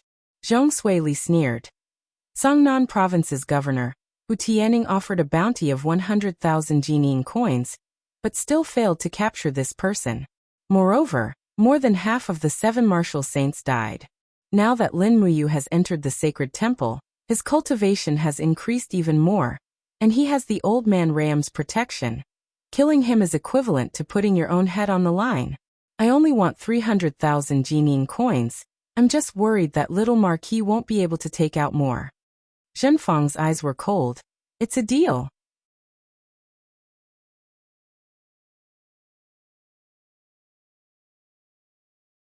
Chapter 67. In the secret room, the young man's body was surrounded by flames. Lin Muyu's forging dragon bone remnant scroll had been cultivated to the third realm, rebirth.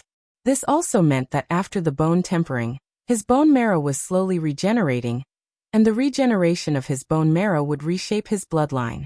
In fact, his bloodline had already begun to silently transform, and even he himself could feel it. Now when he cultivated, the speed at which his qi circulated in his bloodline could be said to be a world of difference compared to the past. His instantaneous explosive power had also been greatly enhanced. After the reshaping of his bloodline, whether it was speed or strength, they were completely new. Slowly opening his eyes, he stretched his arms and then walked to the stone door.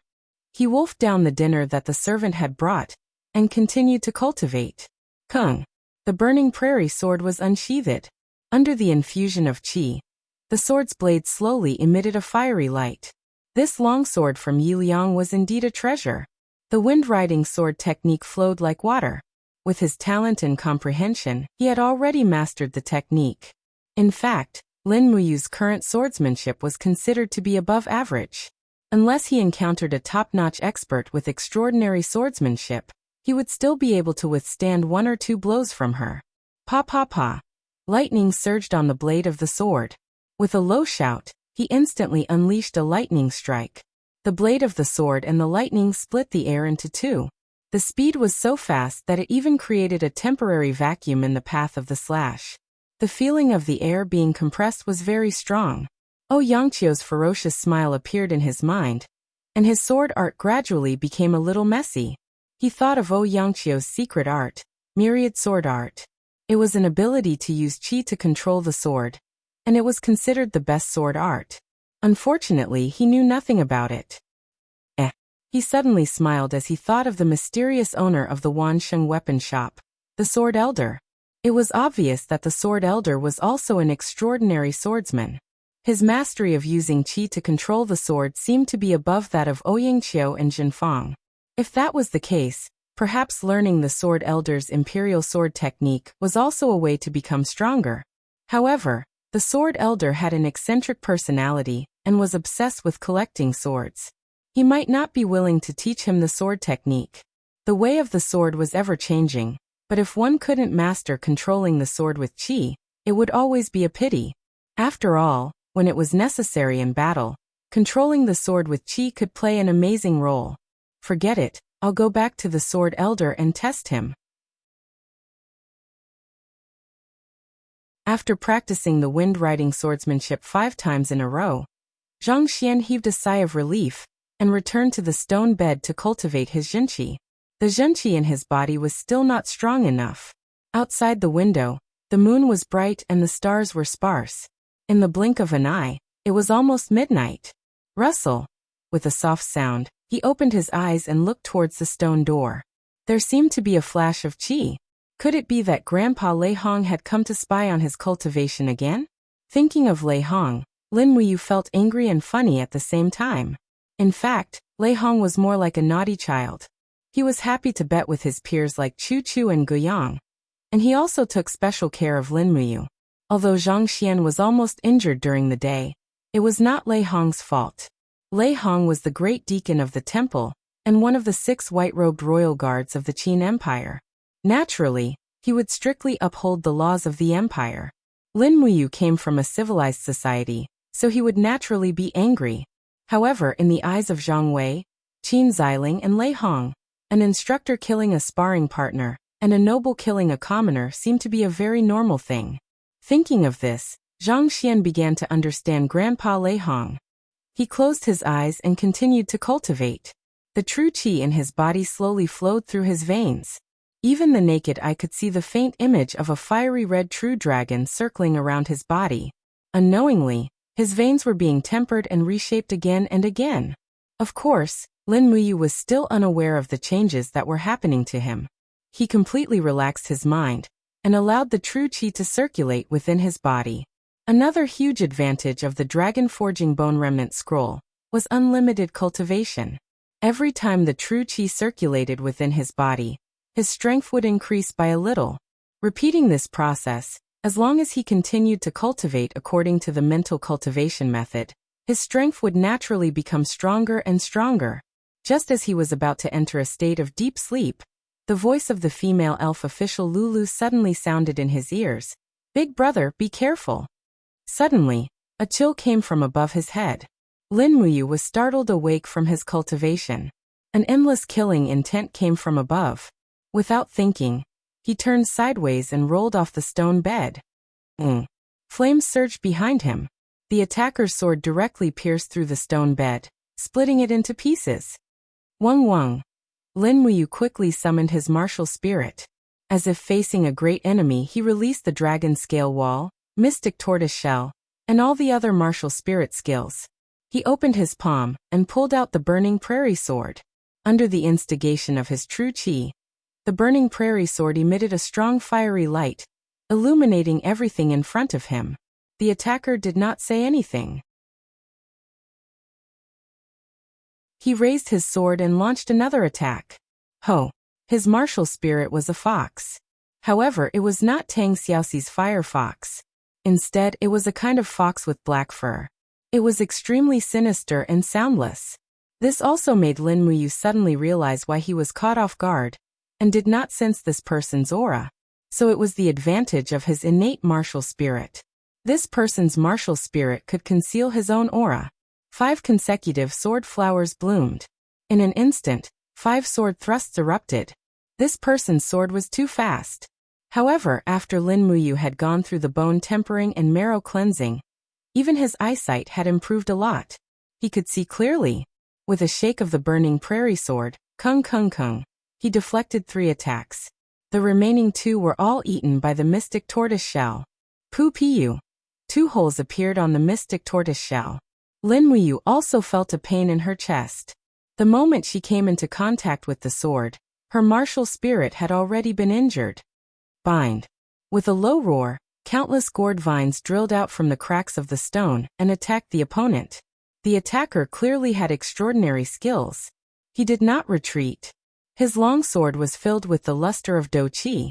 With a loud roar, the sword light wreaked havoc, engulfing the surroundings and chopping all the gourd vines into pieces. After Lin Muyu attacked, the angle of the lightning strike's attack was actually seen through. It was directly blocked.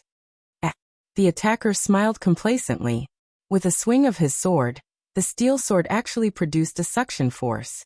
It brought the burning prairie sword downwards while it swept the sword in the air. Lin Muyu hurriedly lowered her head. A chill swept past the top of her head, even cutting off a few strands of her hair. Damn, this person's sword was fast and fierce. She held the burning prairie sword tightly and retreated. She used the falling star steps to dodge, but behind her was a field of coldness. The attacker's fierce sword landed on the mystic tortoise shell. The mystic tortoise shell finally broke. Sword domain. Amidst the attacker's low roar, the ground under Lin Muyu's feet seemed to have become a purgatory abyss. Streaks of sword qi wreaked havoc in the surroundings. It was as if millions of sword qi were waiting for her next move. If she was the slightest bit careless, she would end up being dismembered by tens of thousands of swords. This was probably a higher level of using qi to control the sword, right? In this desperate situation, Lin Muyu stepped on the ground with one foot and leaped up. While in the air, she dodged the sword qi attack and raised her hand to throw a flying dagger. Using a hidden weapon to attack? Despicable. The attacker dodged the demonic noise dagger, but the sword domain was also broken. Sword qi absolute track. He let out a low roar and loosened the hand holding the sword. The long sword flew over quickly, bringing with it streaks of sword qi. The secret room was too small, and Lin Muyu had no way to dodge. He quickly opened his hand, and countless green vines rose up to form a barrier. At the same time, he used the remaining true qi to form the dragon scale wall. Bang bang bang. Amidst the violent sound, the opponent's sword qi instantly shattered the dragon scale wall's defense. Puchi. The long sword pierced through his shoulder. Lin Muyu took a few steps back, and blood spurted out. He had been at a disadvantage. His burning prairie sword couldn't even touch a hair of his opponent. This was the brilliance of the sword control technique. It killed people from 10 meters away, and it didn't give the opponent any chance. Haha! The attacker laughed proudly and took off his mask, revealing a thin face. He mocked. I was wondering who that Lin Muyu was. Now that I think about it, he's just SOSO. You should die contentedly under my sword. As he spoke, he opened his hand, and an invisible force drove the sword back. Pa! Lin Muyu suddenly opened his hand, and the true chi of the dragon scale wall lingered around his fingers. He forcefully grabbed the edge of Zhong Sui's sword. Under the skin tempering and bone tempering, his bones were surprisingly hard, and he didn't feel much pain. He suddenly pulled back and shouted, "Do you still want to take back your weapon?" Zhong Sui's eyes turned cold. What a lunatic! He flew forward, grabbed the hilt with one hand, and activated his Do Chi. Suddenly, the long sword began to flip, and the invisible sword chi raged, shredding the skin of Lin Muyu's left hand inch by inch. Instantly, it was a bloody mess. But what Lin Muyu wanted was just this one chance. Voila! A purple flame scuttled on the burning prairie sword, true dragon vital fire. When Lin Muyu attacked with a vigorous aura, Zhong Sui's eyes were filled with disdain. Because in his eyes, Lin Muyu's attack didn't have any technique, and it even looked very clumsy. Even a 10-year-old child could do this. Ha! With a shout, 3 chi armors condensed in front of his chest. Zhong Sui mocked, "Come on, kid." Roar!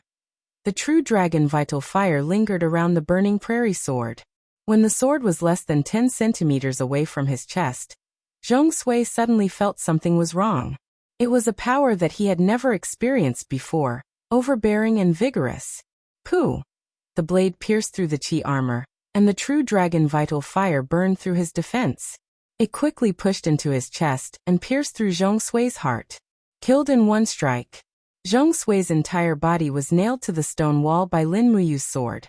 His eyes were filled with endless fear and unwillingness. Before he died, he looked at Lin Muyu and muttered, "You. Who are you?" Lin Muyu said indifferently, "Are you sent by Jin Fang?" "Yes." "Then you can die." The true dragon vital fire was activated, and it directly burned Zhong Sui's heart into charcoal.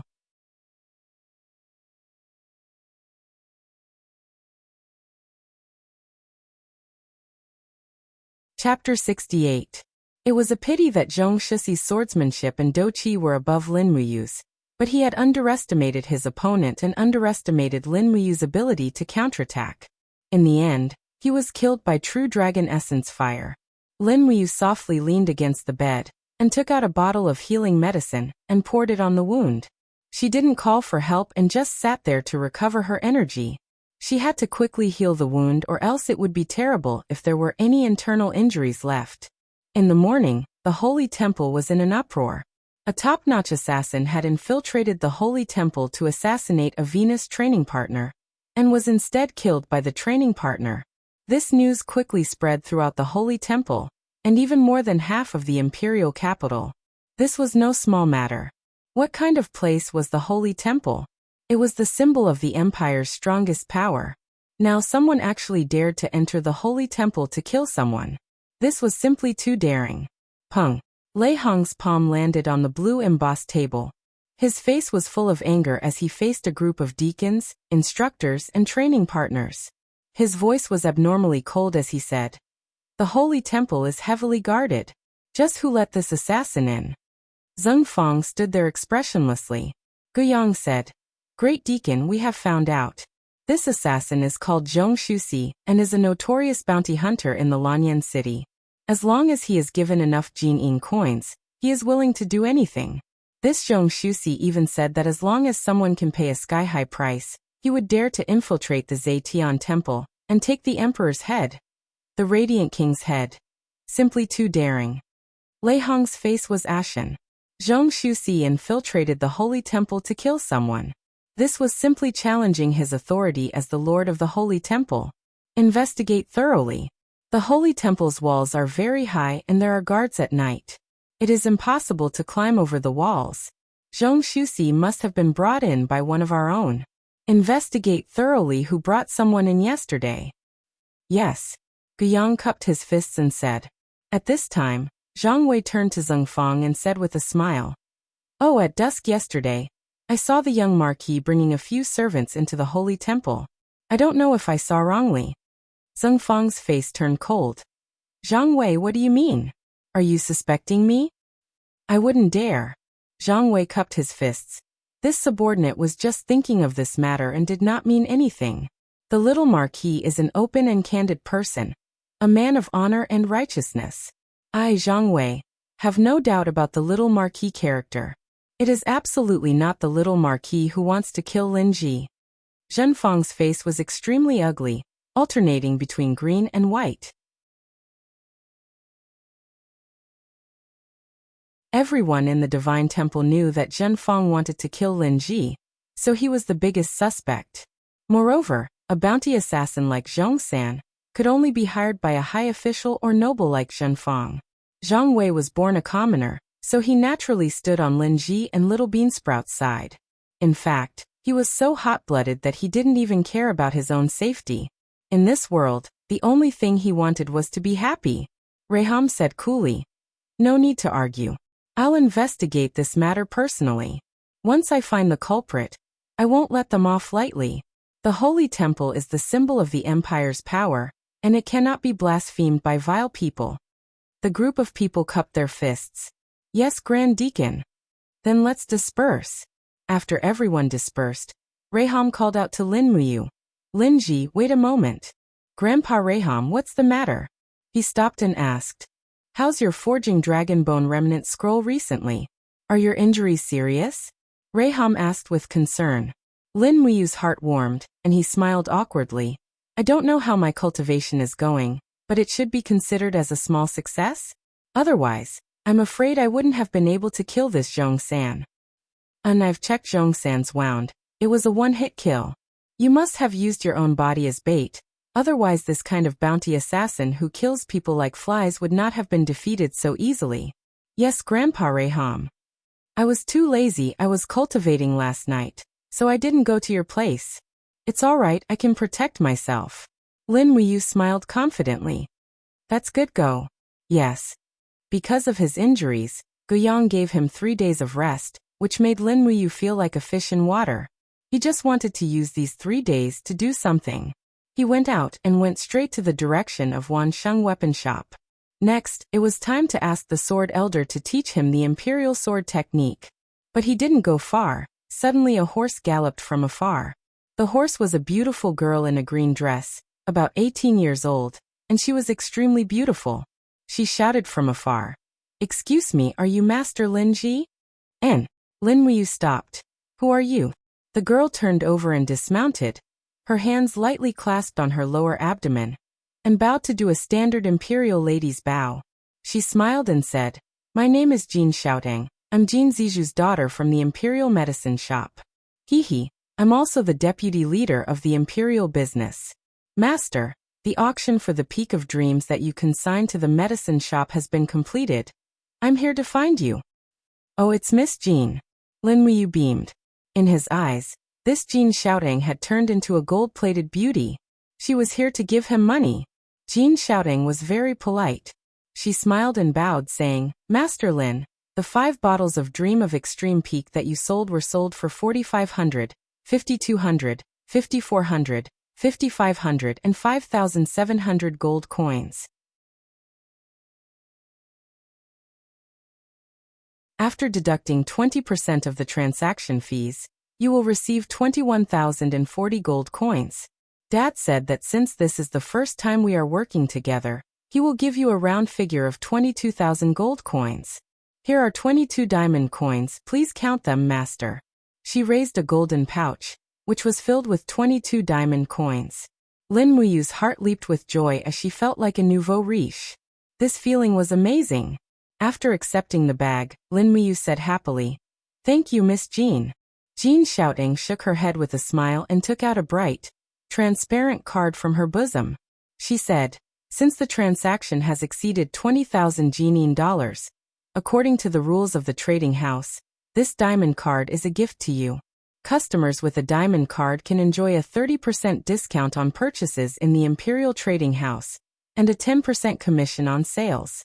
In addition, the diamond card has a balance of 10,000 genin dollars, and an overdraft limit of 50,000 genin dollars. This card is specially infused with the power of a spirit beast to control the amount, so it can be used in any large trading house. Please accept it, Master. Lin Muyu accepted the card, but her heart was as clear as a mirror. She smiled and said, I'm afraid a mere transaction of 20,000 gold coins is not enough to get this card, right? Jin Xiaotang burst into laughter, and said with a smile, Master is indeed smart. Actually, only a transaction of 500,000 gold coins can get a diamond card, but Master is a little special. Why am I special? Because you are the only person who can refine dream of the extreme. You are the only one in the world of alchemy. As she spoke, Jin Xiaotang bowed again, and said with a smile, Master Linji, if you can refine dream of the extreme, please put it up for auction in our trading house first. Xiaotang guarantees that you will not suffer a loss. I see. Lin Muyu smiled slightly and said, All right, I will. Thank you, Miss Xiaotang. You're welcome. I'll be leaving then. Goodbye. Jin Xiaotang spurred her horse and left. Lin Muyu held the heavy 22 diamond coins in her hand, and all sorts of feelings welled up in her heart. The feeling of being rich. But on second thought, he thought of the pitiful little beansprout. As a copper star sparring master, was his life only worth 500 gold coins? Wouldn't the 22 diamond coins in her hand be enough to buy the lives of 44 little beansprout? Slightly sad, she took the money and went straight to the Wansheng weapon shop. When he arrived at the weapon shop, the shop assistant actually recognized him, and said with a face full of smiles, Young hero, you are here. Our shopkeeper was right. Young hero will definitely come again. Oh. How did Senior Sword Elder know that I would come again? First, young hero is a person who loves swords. Second, young hero is a person who uses swords. Young hero, please follow me, the shopkeeper is in the backyard. And thank you. When she saw the Sword Elder again, the old man was still hale and hearty. He stood alone in the backyard with his hands open, and a formless energy surged around him. It was this energy that gave him the ability to control swords. Senior. Lin Muyu bowed. As a member of the Holy Temple, it seemed that other forms of etiquette were not appropriate. The Sword Elder slowly turned around, and with a radiant face he said with a smile, Young hero, we meet again. Last time you came to broaden your horizons. I wonder what you are here for this time? I want to learn from Senior the art of controlling swords with qi. Lin Muyu said respectfully. Learn swordsmanship? The Sword Elder could not help but smile, and said, This old man has not taught for many years. Young hero, please go back. Lin Muyu was unmoved and said, There must be a reason for not teaching. This junior would like to hear the details. The Sword Elder felt a sense of novelty, and said with a smile, All right then. As he said this, the Sword Elder put his hands behind his back, and sword energy surged around his body. His green robe slightly swayed, and he smiled. This old man is not willing to accept disciples for 3 reasons. First, I do not accept ordinary people as my disciples. Second, I do not accept people who are competitive. And third, I do not accept people who are not proficient in swordsmanship. Young hero, as long as you can break my 3 restrictions, I can consider accepting you as my disciple. Lin Muyu was slightly stunned. This was really a strange old man, and the threshold for accepting disciples was quite high. After thinking for a while he said, First, this junior does not think that I am an ordinary person. What do you mean? The so-called natural talent must be useful. Even if one is mediocre in life, they should be able to accomplish something. Not to mention, with my talent, I will inevitably have a magnificent achievement. If I were an ordinary person, I would not have come to ask the Sword Elder to teach me. Well said. What a good natural talent must be useful. The Sword Elder nodded in appreciation and said, You have passed the first point, and the second point. How do you prove that you are not a competitive person? Lin Muyu took a deep breath. The reason I want to become strong is because I do not want to see the many injustices in this world. I want to become strong because I want to change this world. Change this world. The Sword Elder could not help but laugh. Do you have the ability? Boy, I can try, and exhaust my strength. Lin Muyu clenched her fist. Her eyes were firm and clear. Good. The Sword Elder laughed. This second point is considered as you have passed, but the third point, are you a person who is proficient in swordsmanship? Lin Muyu was a little embarrassed. This junior has only learned some superficial swordsmanship. Show me. Yes. You're tuning in to the Li Mei Sword of Destiny YouTube channel. We're so grateful for your support, and don't forget to subscribe to join us on this incredible journey through captivating stories. Your generosity through donations truly makes a world of difference, as it's the primary source of revenue that allows me to expand and enhance this channel for you.